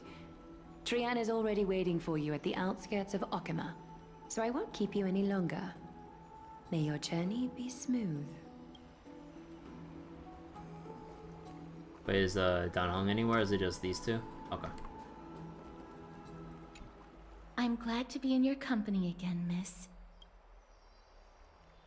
Tell me about the Titan known as Thanatos. Thanatos controls my fate, in a sense. The curse I bear came from them. So wait, you just went to check on Casterus's VA because reason and it just keeps happening? Wait, who's Casterus's VA? I actually didn't look her up. And they have something of mine. Something of great importance that I must get back from them. Another Honey Pop voice actor? Oh my god.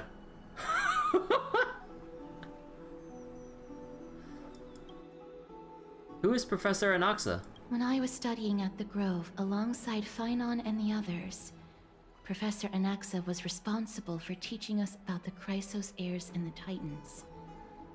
That's also when I met Miss Hyacinth. She was Anaxa's teaching assistant then. What is the Grove of Epiphany? The Grove of Epiphany is Akima's partner academy. They look after the core flame of Circes and are the organization at the forefront of researching phenomena such as the Black Tide and the Titans. They also provide academic research support for the Flame Chase journey. Several Chrysos heirs are based in the Grove, including Miss Hyacinth and Professor Anaxa. Let's go! Oh, I came here with a colleague from the Twilight Courtyard. I've asked her to pack her luggage in advance, so she's already waiting for us by the city gates. Let's go meet up with her. What? Oh. Look, there she is! And Lady Trian. But who's that they're looking at? Well, who's on the fucking floor? Did something happen, Clementine? Oh, that's a serious injury. Miss Hyacinth, this man was discovered by Trian! Trian was in a bad mood this morning, so we went to the outskirts of Okima for some fresh air. But then we found him collapsed on the roadside. Tusser fell asleep during the last conversation. Trian knows the city has good doctors, so Trian brought our new friend into the city to look for a doctor. Still remained asleep during the fast travel. We carried Tusper over. I was waiting here for Miss Hyacinth when I bumped into Lady Trian. But by then, this man was already in critical condition, so I had to perform some emergency treatment first. These wounds, they're caused by the Black Tide. This is bad. Clementine, prepare a ward for this man at once. I'll treat him myself. it's a miracle he's still alive, considering how badly the Black Tide injured him. Gray, Cassie, and Trianne, would you mind making your way to the grove first? Once this man is out of danger, Clementine and I will join you. As a healer, I cannot ignore those in need of medical attention. I understand. May fate have mercy on this poor man. Trianne believes he'll get better. Everybody, follow Trianne! Fly, fly, fly away from Akuma!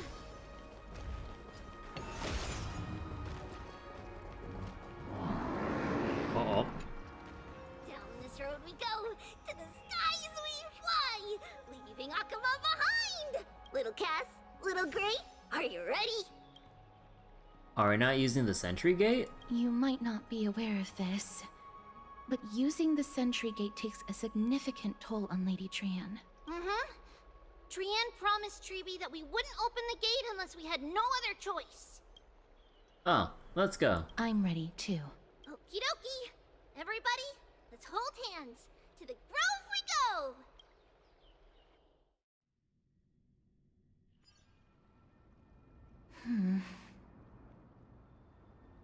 Oh, I see Mems right there. It's harder than I thought to sew gemstones onto Wolfeld. Cass memmy mem. Memmy mem. Oh, Mem actually says Cass. Huh. Cass has such nimble fingers. I want to learn too. Mem wants to try sewing. Here, why don't you give it a go? How's Mem gonna sew with her paws like that? She doesn't have any actual, like, fingers to hold, like, a needle, let alone, like, the thread to put the... Okay. Why are you two so close already? Memmy mem. Memmy mem. Cass and I are now good friends after traveling together for so many days. It's hard not to like Mem when they're so adorable. Yeah, she's so adorable. She deserves a pat on the head, right, Cass does? This is amazing. It seems as if their voice has become more intelligible after the battle with Nikador. After spending the last few days together, I feel like I'm gradually gaining the ability to understand what they're saying. Even if it's just a little.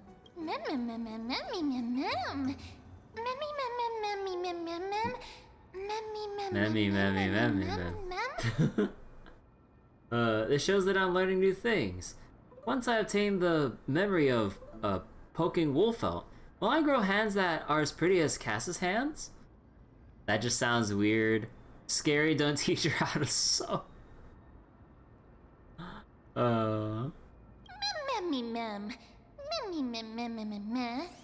That's horrible. You can't say that to a girl.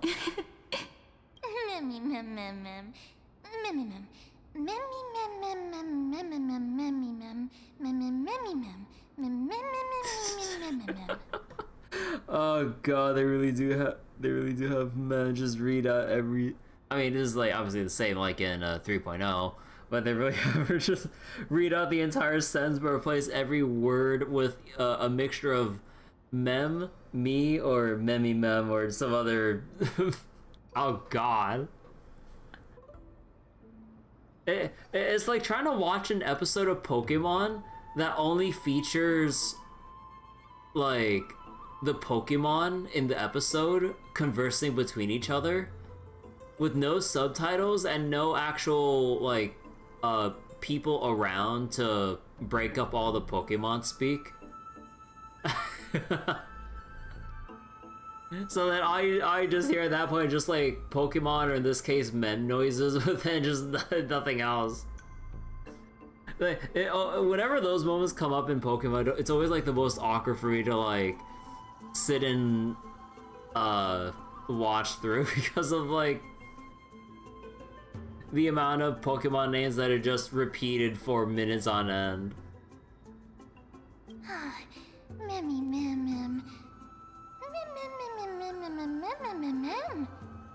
How exciting, I wonder what changes I'll experience next. You'll learn a powerful new ability. You might become fluffier, Transform into a cute girl now. Oh my god. I mean, we've seen one too many animes where it's like you have like cute animal creature character, but then because of circumstances they transform into like a cute anime girl with animal ears kind of thing. You know, Kimono Mimi or whatever.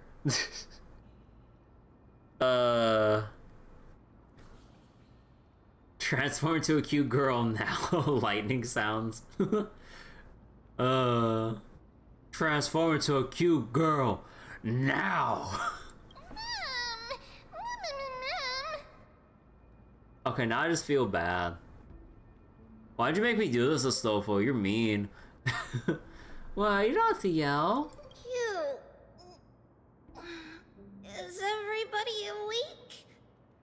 Little Gray, little Cass, and a little pink puppy? Puppy?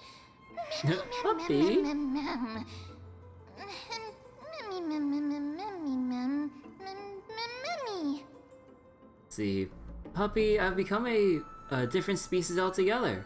And Hera thought she would just give me a nickname like Little Memmy. It's already action hour. Lady Trian. Action I hour? hope you're well rested. So Amphoreans regard noontime as the hour of action? You were talking in your sleep. Did you dream of many things? Sleep talking? What did Trian say? Something like, Mommy, all with sword. Let's fight together. We'll be brave. Ugh, it's so embarrassing. Please don't make fun of Trian. Of course not. Wasn't Lady Trian's mother also the Holy Maiden of Yanisopolis? Uh-huh. Mama was the strongest Holy Maiden in all of our history. She also gave us the prophecy of deliverance. And she had red hair that looked like a cute red mushroom. A cute red mushroom? Wait. Trian is Vikala in English from GRANBLUE? Oh. But Trian can't remember what Mama looked like anymore. Aww. Not even in the dream just now. Aww. Cause like, what was it? Because,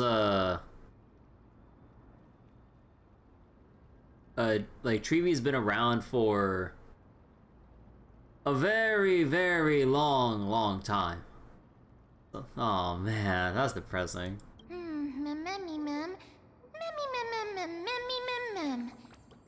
In that case, Kirby and I will lend Trian a hand. But you don't have hands, only paws.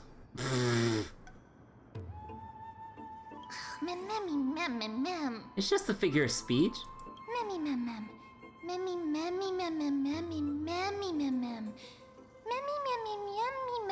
Meow. So on top of mem, and then me, and then like a combination of memmy mem, there's also miem as well. Oh my god. Miem or... Oh no, I just thought about what it sounds like when you invert the I and the E like that. You go from miem to meme. No! Think about it, there's so many memories scattered all over this world. Surely at least one contains an image of Trian's mama.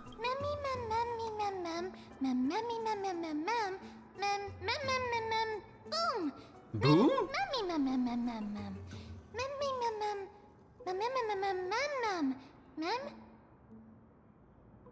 If I keep a lookout for her while searching for memories along our journey, then Kirby can go boom, and not only will Trian be able to remember what her mama looks like, she'll even be able to talk with her, right? Trian thinks that's a great idea. Can the pink puppy help Trian out? Puppy. Only if you promise to stop calling me a pink puppy. Yay!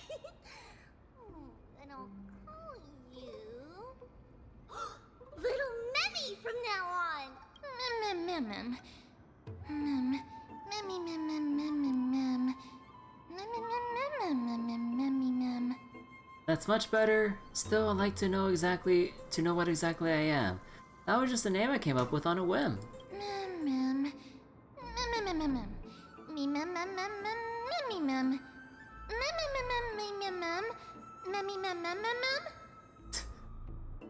You know, kind of makes me wonder how other people would react to just hearing Mem just go mem like for all these cutscenes. Like for me, I mean, it is bothering me a little bit, but I'm dealing with it. But oh god. Oh well, it doesn't matter because I'll be sticking to my word anyway. Now that Trian is cheered up, shall we get going? Okie dokie! Trian remembers that we need to help Aggie ask the big tree whether Circes would be willing to visit Akama. If we follow this woven trail and keep going upward, we'll reach the grove in no time!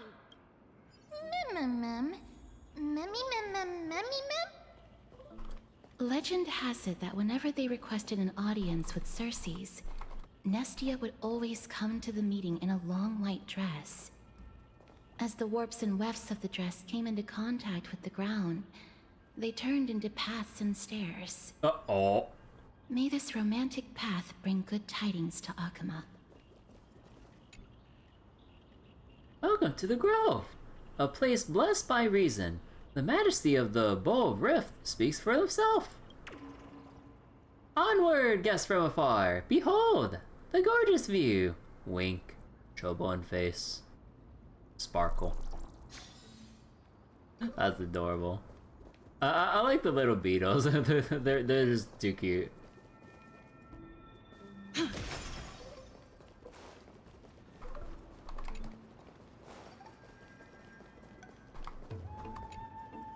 Huh? Beneath the statue's lowered hood is an empty void, yet it gives one the eerie feeling of being watched. The fireflies dancing joyfully around it seem undeterred by solemnity. It seems even followers of the Eternal Night cannot resist the enchantment of the Garden of Circes. Look! A huge tree! It's... huge! Oh, that's cool.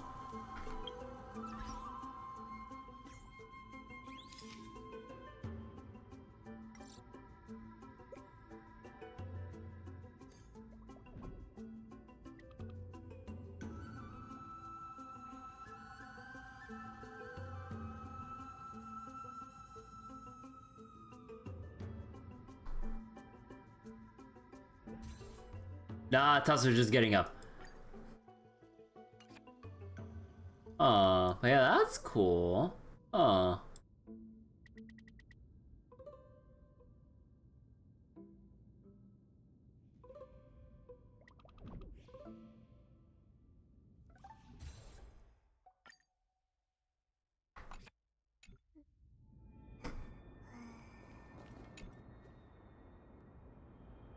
Beneath the statue's lowered hood is an empty void, yet it gives one the eerie feeling of being watched. Oh, it's the same thing? Huh. I was wondering if something happens if you actually hit it. Take a look. This is pure genius in action.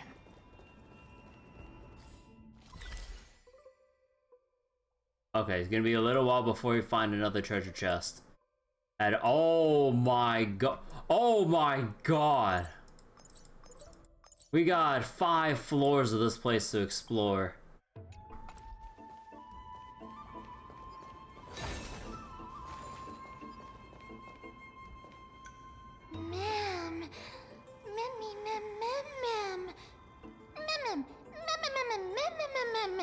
Wait, before I capture the moment, I gotta capture that beetle right there.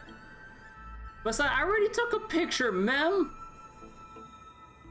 Wow, it's so majestic. Kirby, hurry up and capture this moment. A giant tree bowed slightly in the silent forest, tilting and falling into the wilting green waves. A passing breeze rustled through the leaves, as if it was sighing, slowly fading into the lightless ocean above on high. Would March 7th appreciate this sublime scene? You're uncertain. Dan Heng, perhaps?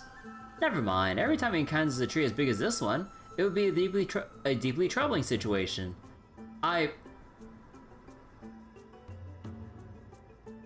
Oh my god. Mem. Hey Asko, how you doing? Take a photo of the big tree.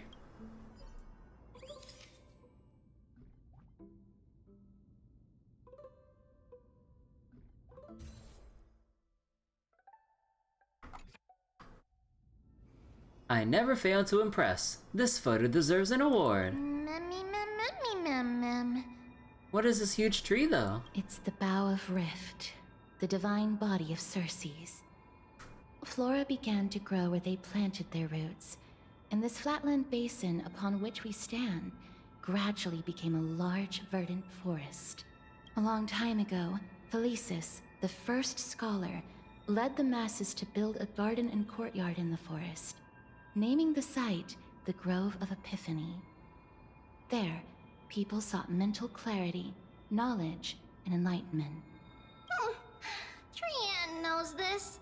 Everybody says that was how this big academy came to be.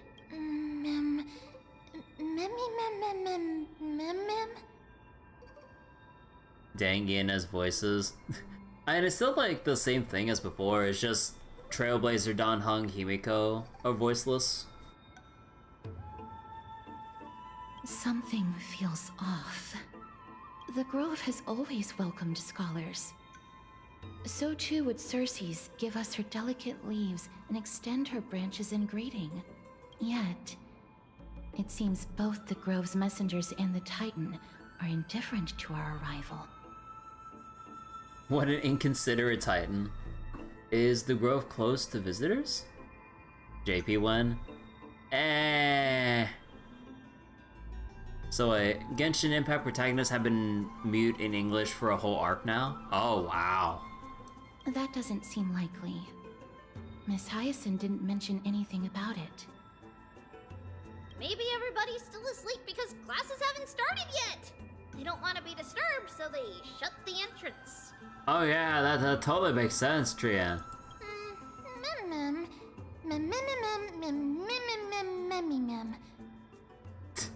For now, let's look around and see if we can find out what's happened. This place is too quiet. What in the world is going on? Observe!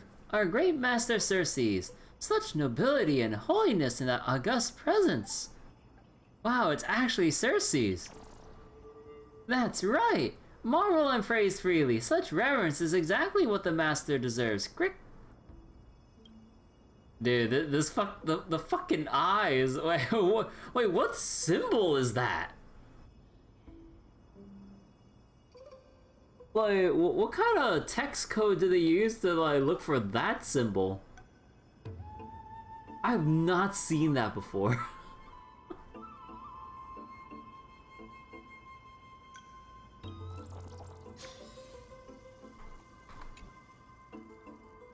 The dreams of giants sank into the earth and grew into towering colossus like me. If it's an actual one, who knows? Probably made up for the game. No, with how they've done all the beetles and butterflies, it's all just like text emoticons or whatever. So that is an actual like character you can type on your keyboard. You just good luck finding out the Unicode or the alt code to generate it. I bet they just looked through the long list of random symbols and then they just figured out which ones look like the best pair of eyes for this expression. Knowledge, like seeds born on the wind, causes flowers to bloom across the land and withered branches to sprout anew. You gonna go prepare for work before you get spoiled a bunch? Have fun? Alright, that's cool. Take care. Good luck with work and everything. And go read the Star Rail story and don't wait for the last 3 days again. But yeah, see ya. The world pours itself upon me like a spring. My eyes are clear, yet I cannot see myself. But yeah, we also gotta make sure to read these because reading every little lore scroll gets you an achievement if you hit everything, or read everything.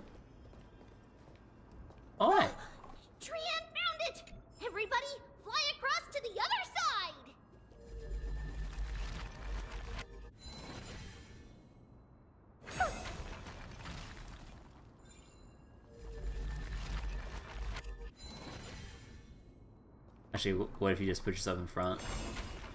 Nah, it just like gently pushes you. Okay, I guess it needs to be like a larger object so you can actually get hit by it.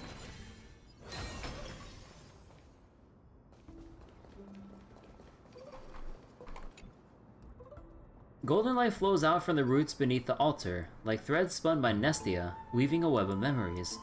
This may be why the people of Amphoreus often say that memory is the hardest thing to bury. It will always find cracks through which to shine into the darkness.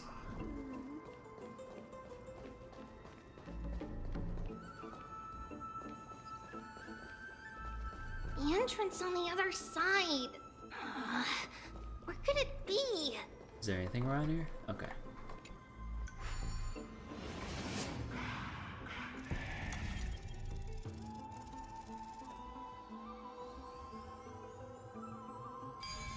Whoa, such a complex puzzle. Spin one direction. I knew you would find it. The courtyard of Storgi should be just ahead of us.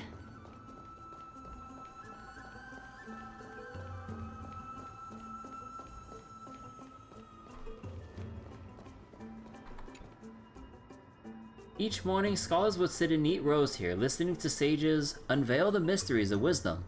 Over time, their seated forms left imprints on the steps. Oh, that's just the mark of their asses on the stone. Perhaps this is what the sentiment of knowledge looks like. That's just the impressions of them sitting on their asses here. There ain't no wisdom there. Oh, you want this? Fine. Take it and amuse yourself.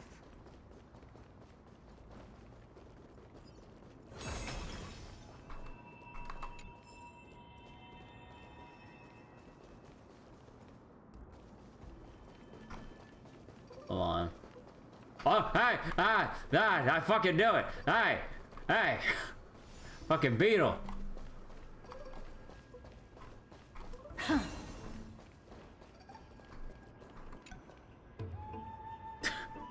I'm invisible.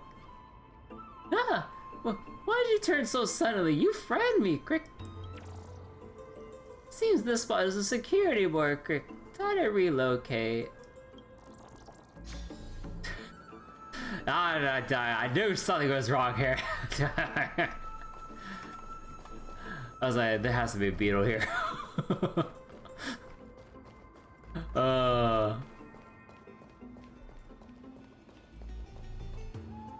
As I expected, something's not right here.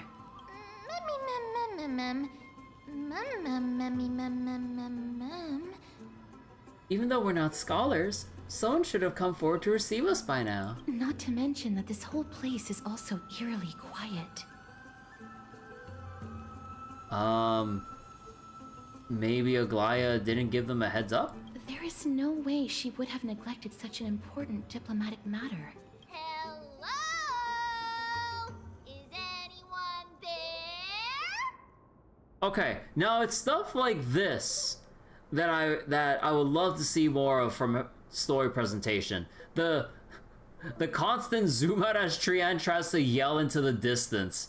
Like, little things like that. And you don't have to animate anything extra, you just gotta position the camera back a bit more to emphasize like the yelling. And also the barrenness of the lack of people here. Oh, there's a treasure chest right there. Oh. Huh. No one's here. What do we do now? I have an idea. Lady Trian, could you lend me that golden spindle? Do you remember? Lady Aglaya said this.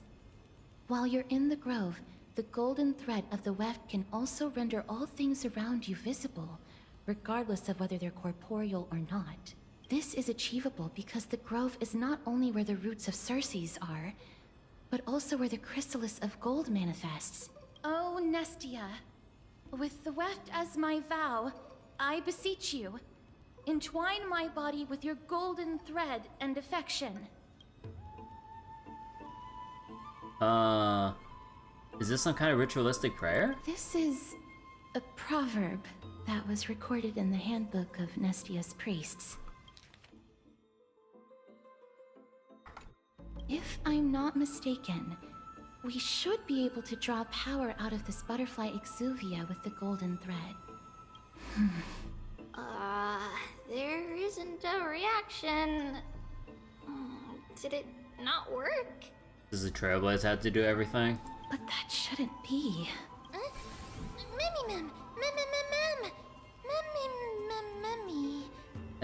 Everybody, look over there! Something's appearing! Are they white dryad flowers? Okay, hold on, I need to read this lore thing before I forget for the achievement.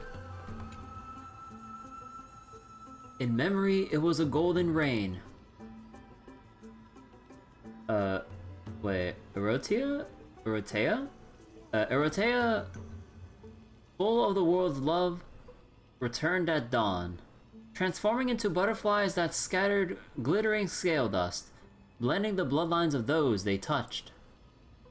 From that day forward, there was you in me, and I in you.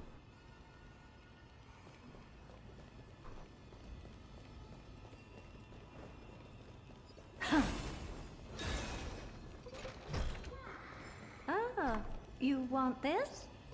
Fine. Take it and amuse yourself. Oh. Behold this lovely exuvia.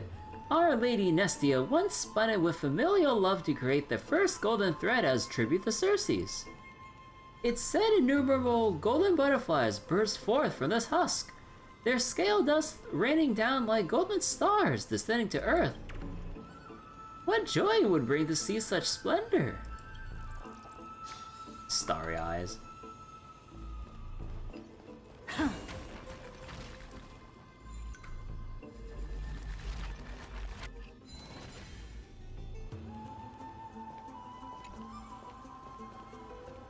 Oh, puzzles!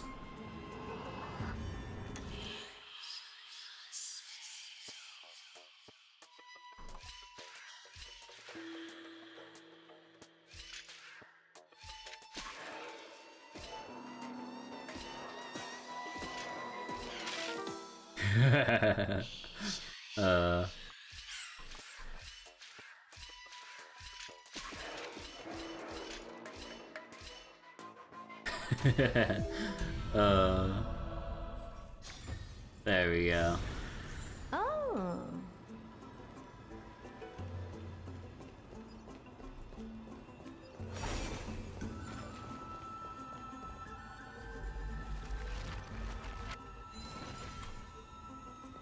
We go any farther or storybound? We could, but alright. Let's see anything down here. I don't think they will put two beetles in like the same place, so I think we're good.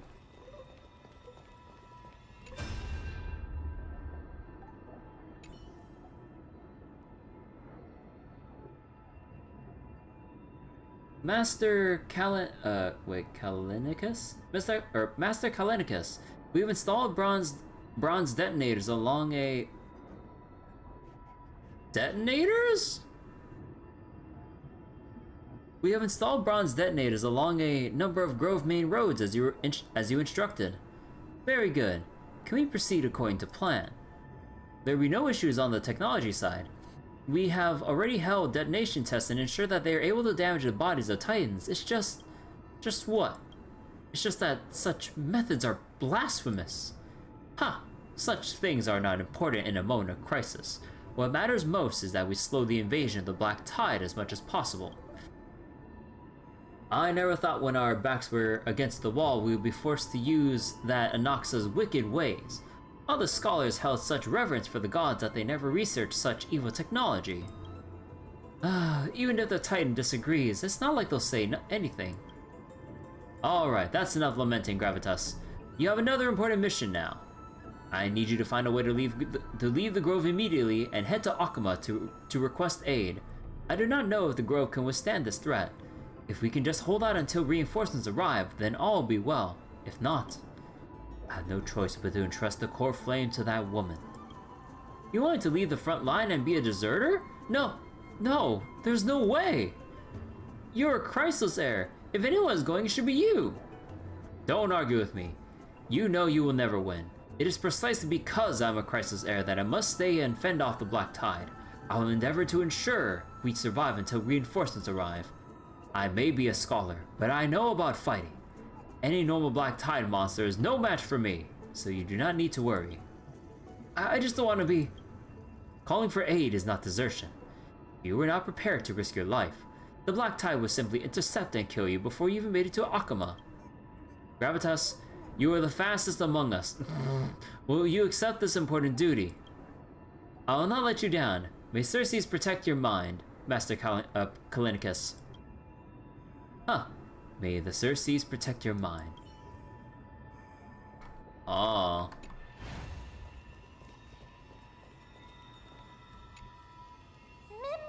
Mem. White Dryad. What a cute name. No, these aren't white dryads. These are shadows of dead white dryads. Dead me, mem. Dead me, mem? Shadow? Strictly speaking, these white dryads are still plants. They only gained sentience as a result of Circe's blessing of equality. But their sentience is minimal when compared to that of humans. These flowers have already died. What you see here are just faint afterimages of their souls. However, this also means that the golden thread has definitely connected with the Titan's presence. Without the golden thread's outlines, we would not have been able to see them at all. But what happened to them? Why are there only tiny shadows of them left? Mem, can you read their memories? Let me try. Let me try. Let me try, let me try. Mem. Or wait, me mem, memmy mem. You got anything? Mem. Almost. Black cloak, mem. Sword. Toward the great tree. Black Tide. I don't know anything about cloak. Sword. Mem.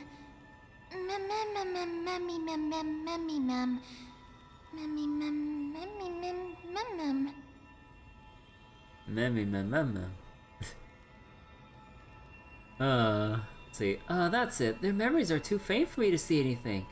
I can only vaguely make these words out. I have a bad feeling about this. The deathly fog of Thanatos is fast approaching.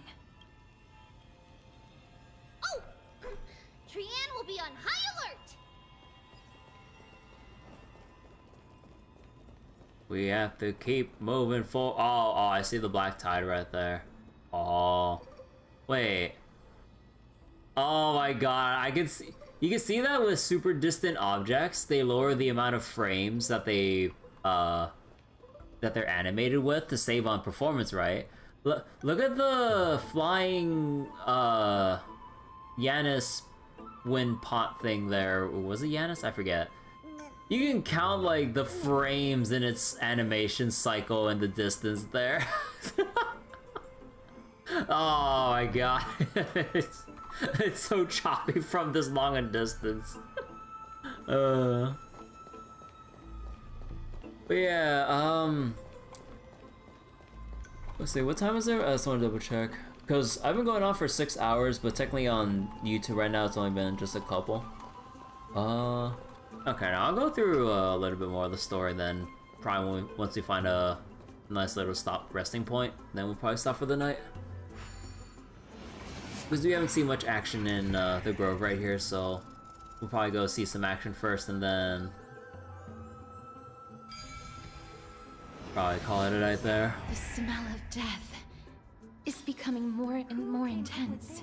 There, on the steps.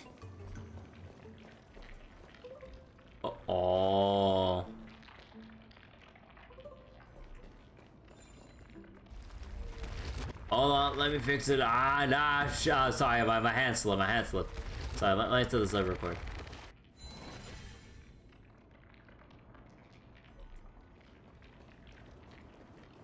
Oh, is there anything over here?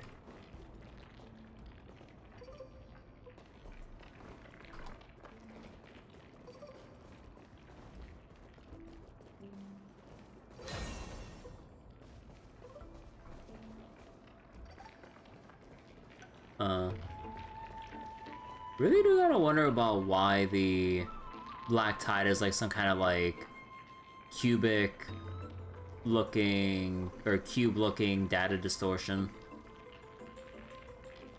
Maybe this really is a simulated universe.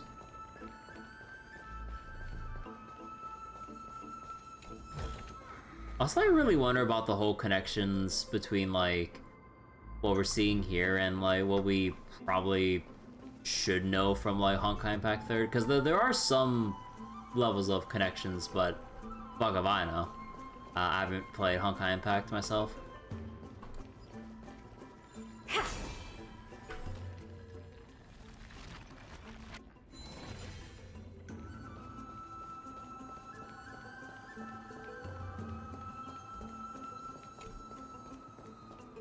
Oh, okay, there's a chest right there. This looks really scary.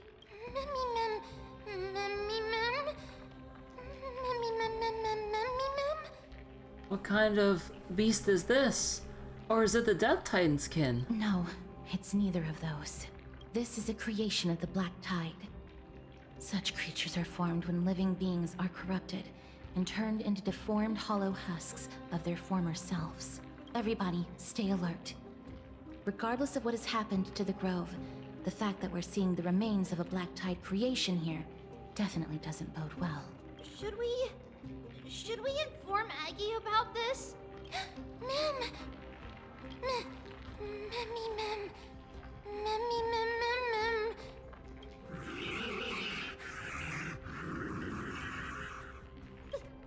The monster is alive! Trienne will protect everybody! Trienne, please hide behind us. Miss, let's do this. Wait. Oh, what? Certain enemies will inflict ally units with the corrosion state. Attacking enemies will restore corroded HP. The more targets hit, the more is restored. So basically you gotta... it's a race for DPS, so you just don't have your max HP like eaten away over the course of a battle. As expected. The words black, sword, and cloak... they're talking about the Black Tide. This mortal foe will watch over you and guide you on your path. Torment and doubt, farewell. Ah, some of that actually wouldn't happen. Ah, that's awkward. That's even more awkward. I don't have time for games. Open sesame. You chose the wrong enemy. It's of no consequence. Mimi! I've heard the call. Serenity is before me. Expand your thinking. You defeated it! Little Gray, little Kaz, you're so strong!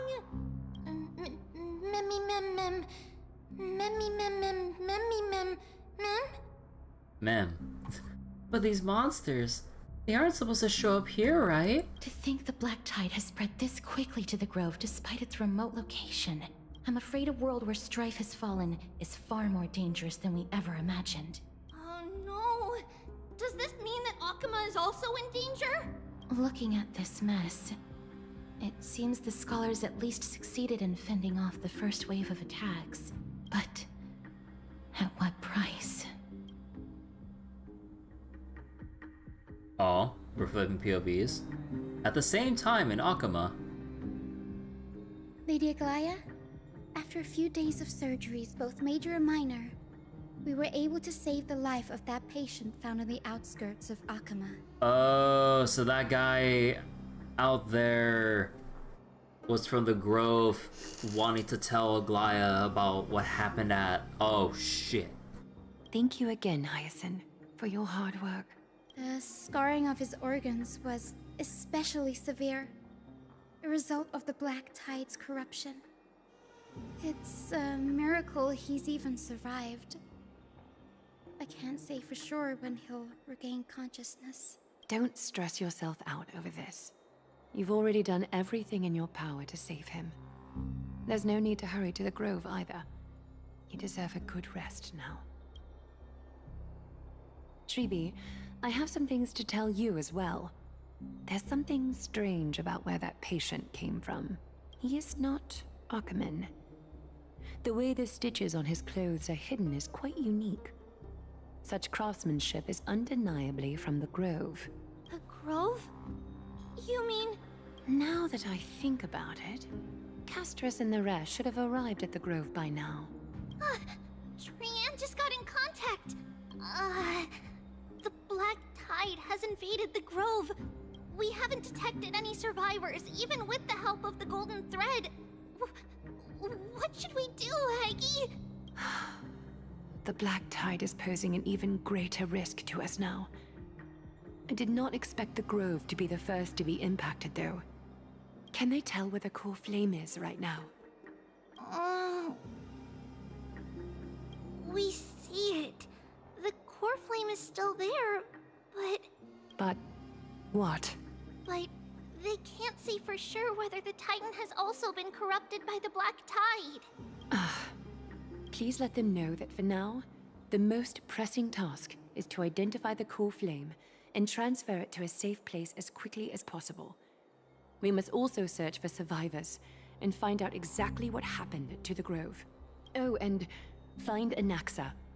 Unless something went terribly wrong, he should still be alive. They've set off. Please, stay safe, everyone. I pray for their safety too. Aggie, how do you know that Anaxa is still alive? Because he hasn't been released on the gacha yet. I know that man all too well. If that blasphemous performer knew that he was not long for this world, he would most certainly try to seize the core flame and drag the Titan down with him. Blasphemous performer? Is this a joke as well? No, I'm being serious this time. We're facing threats from both within and without Akama. The merciless carnage may have ceased, but Akima's nemesis continues to sharpen their blades even now. They may have even prepared the gallows from which to hang us already. You mean... Even if the divine authority of strife is as yet unclaimed, the Black Tide is advancing more rapidly than I expected. I fear this tragedy is more than a mere natural disaster. Alas, it's too late. The Council will likely take this opportunity to do something... I will try to keep this under wraps for now. But you must also take care and be prepared for anything that may happen. Akaman political drama? Let's go! Alright. Should I inform Hyacinth about this? Not for now. She must be exhausted after performing surgeries non-stop for so many days. I don't want to overwhelm her with this bad news. We can only hope that the Grove weathers this crisis with as many survivors as possible. That being said, based on the condition of this patient, Tribi, we should prepare for the worst. It's likely he is the only one who managed to escape from the Grove against all odds. Oh boy. Everything will be fine. The people at the Grove are really smart. They'll definitely be able to chase away the Black Tide.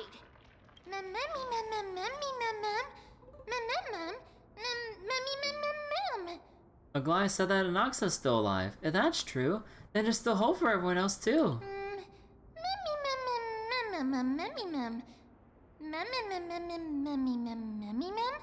Who is this Anaxa anyway? Why does everyone seem to have some kind of trust in him? Well, because he's apparently going to be the next god of erudition from what people have said. How should I put it? Lady Aglaya doesn't trust Anaxa at all, I'm afraid. Ah, that makes sense. Were you in a similar situation? Believe me, she is far nicer to the two of you than she is to Anaxa. Despite being a Chrysosaur, Anaxa resolutely believes that titans and prophecies are a load of nonsense. Oh. During our regular citizens' assemblies, he always votes to oppose the flame chase journey. Mem? Mem.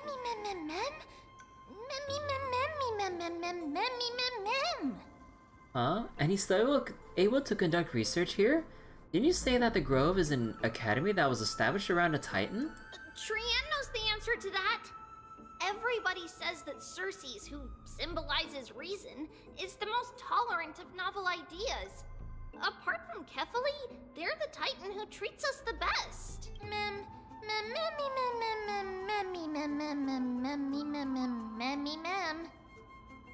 Well, it looks like Circes must really be open-minded if they're accepting of even this kind of novel idea. Yes, that is how we formed an agreement with these titans who bear no harm toward humanity. If they agree to support us on our flame chase journey, we will wait till the final moments of the journey to restore their core flames. With the exception of Voronix, that is, they didn't lend us their power willingly.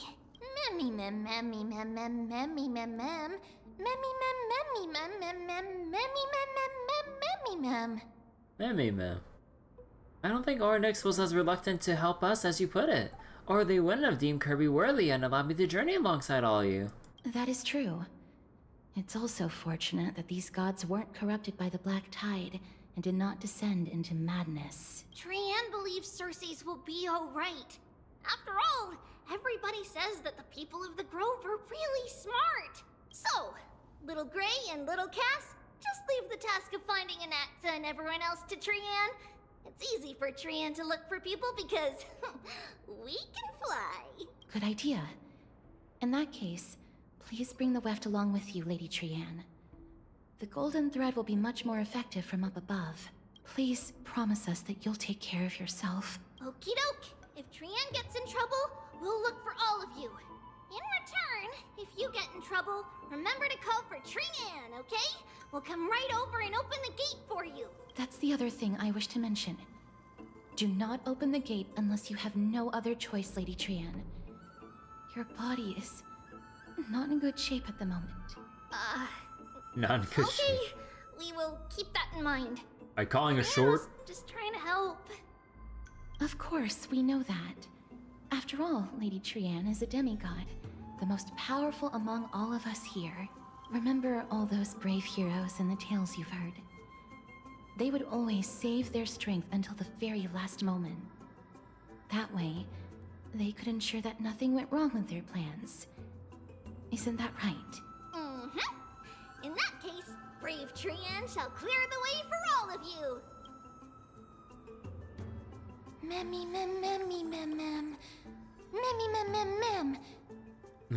Little Trian is so motivated. I mustn't fall behind. I'll use something to help all of my friends that only I have. Ornix's power. So many monsters. The monster's body is twisted like brambles, not allowing any living being to approach.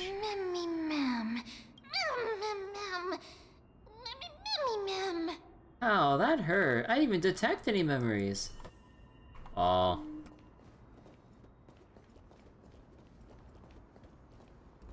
Wait, where's the rest of the... Oh, do we have to, like, proceed up there for the optional stuff? I thought it was, like, all around here. Oh, there's a thing here.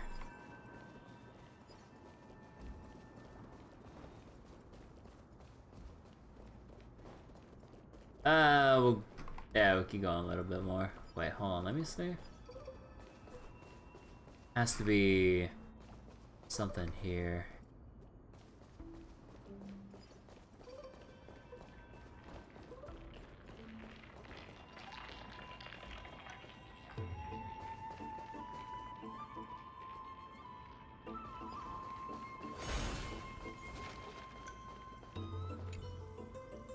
The black-colored monster has fallen like a toppled statue. Within its body lie golden ashes, perhaps the same substance as the golden blood that is commonly seen in Amphoreus. Ma'am. Memmy, ma'am. Memmy, ma'am. Memmy, ma'am. It's no good, I don't see anything.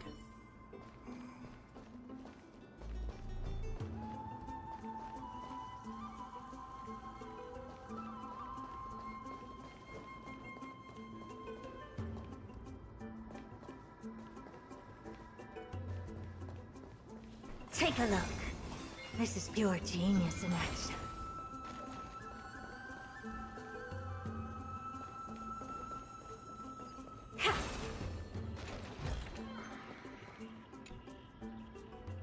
Life's impermanence strikes without warning. Even as a bug in this garden of reason, one must maintain daily self-examination. Who am I? Where am I? What shall I eat? God, that face is adorable.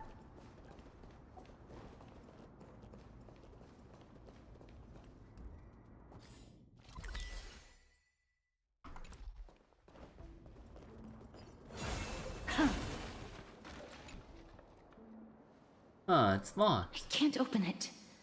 It was probably sealed in order to ward off the black tide. Flaming Lance chart! No, there's no keyhole in this door. Yes. Most of the doors in Amphoreus are sealed using the power of Yanis.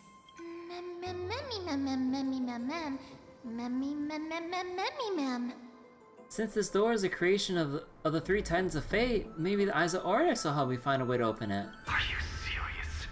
Just a mere door, and your first instinct is to call on the gods? Before you try unlocking the door, perhaps you should first find a way to clear the fog that clouds your vision.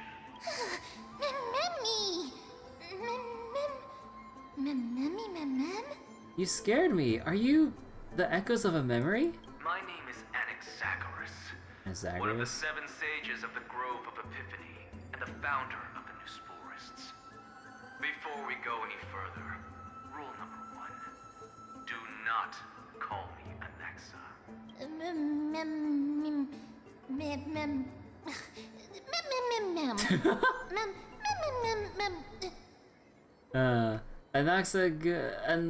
I just stick to Anaxa. Now, can you tell me? Rule number 2, never interrupt me.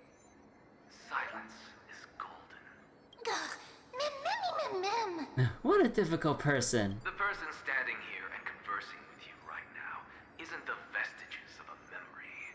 Rather, it is the culmination of the greatness of science and the pure, irrefutable, and undeniable exalted truth. Through the wonders of alchemy, I have shattered my soul and transmuted it into gold before burying it in this spot. I have recorded these words so that visitors may learn where their next destination lies. Huh.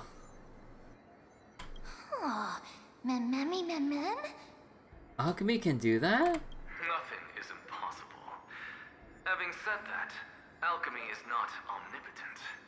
Each time you hear from me, an equivalent part of my soul is being consumed as the price.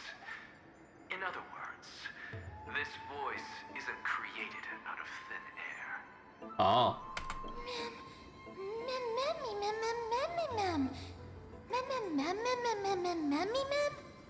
But how is it that you can respond to me? Are you really the echoes of a memory?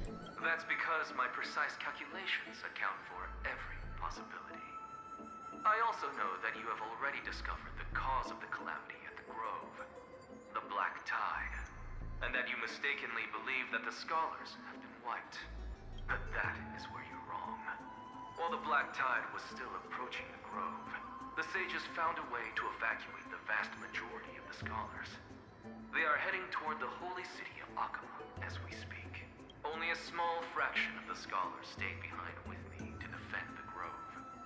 If all goes well, Circe's core flame will reach Akama before long. But since you have accessed this message, something unforeseen must have occurred. For now, you should continue onward to the Luminary Throne, where you may retrieve the core flame. And our mortal remains. Oh. And now, the objective is complete. That is all.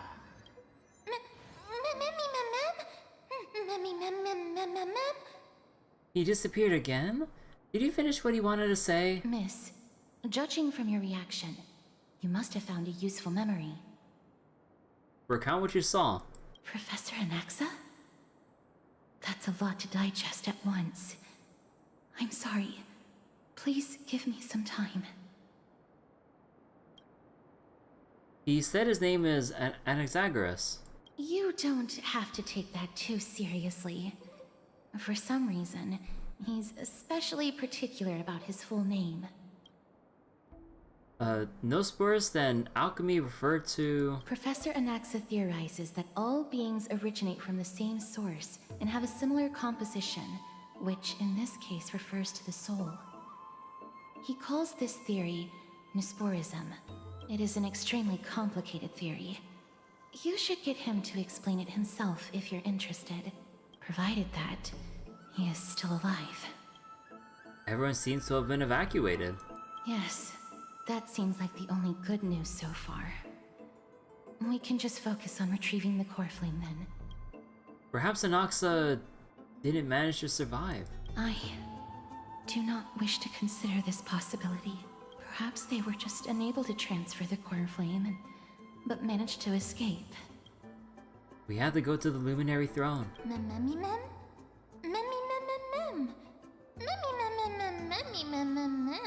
The Luminary Throne? What sort of place is that?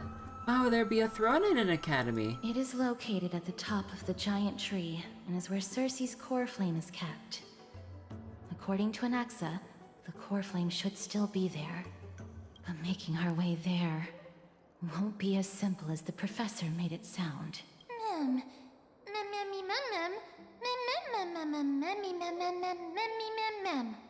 Oh, but on the bright side, it sounds like that place. It sounds like a place that's easy to defend and difficult to attack. Alright. Oh, just all of a sudden, alright. Oh my god. If that's really the case, I think that everyone, including Anaxa, would definitely be alright. Right. Let's see whether he left any similar directions for us along the way. Oh. Man. So alchemy is truly incredible. So I missed an optional thing around here? Oh, son of a bitch. Like, I was looking for all three of them. I couldn't see what the fucking third body was to examine. I didn't see any of the golden sparkle or whatever. Man! Fucking sucks. Although, it was mainly just for, like, extra... Well, not really lore even. It's just, like, Mem's attempts to try to bring up memories of monsters who've fallen before, so we can get an idea of, like, what's been going on here.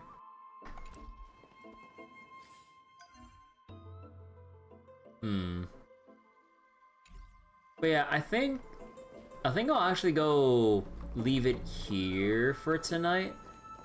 Getting a little bit late for me now, considering what time it is and how long I've been going on for with GRANBLUE and then going into Star World tonight. So we'll pick up where... What was it? We'll pick up from here for the next session. And yeah, probably just go log out for the night.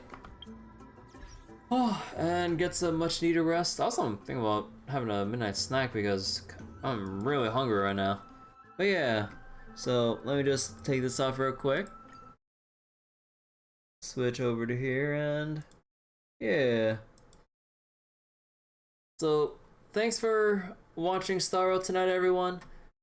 I'll probably go, or not probably, but yeah, I'm just gonna go head out, get some rest, and we'll continue Star World story content until we basically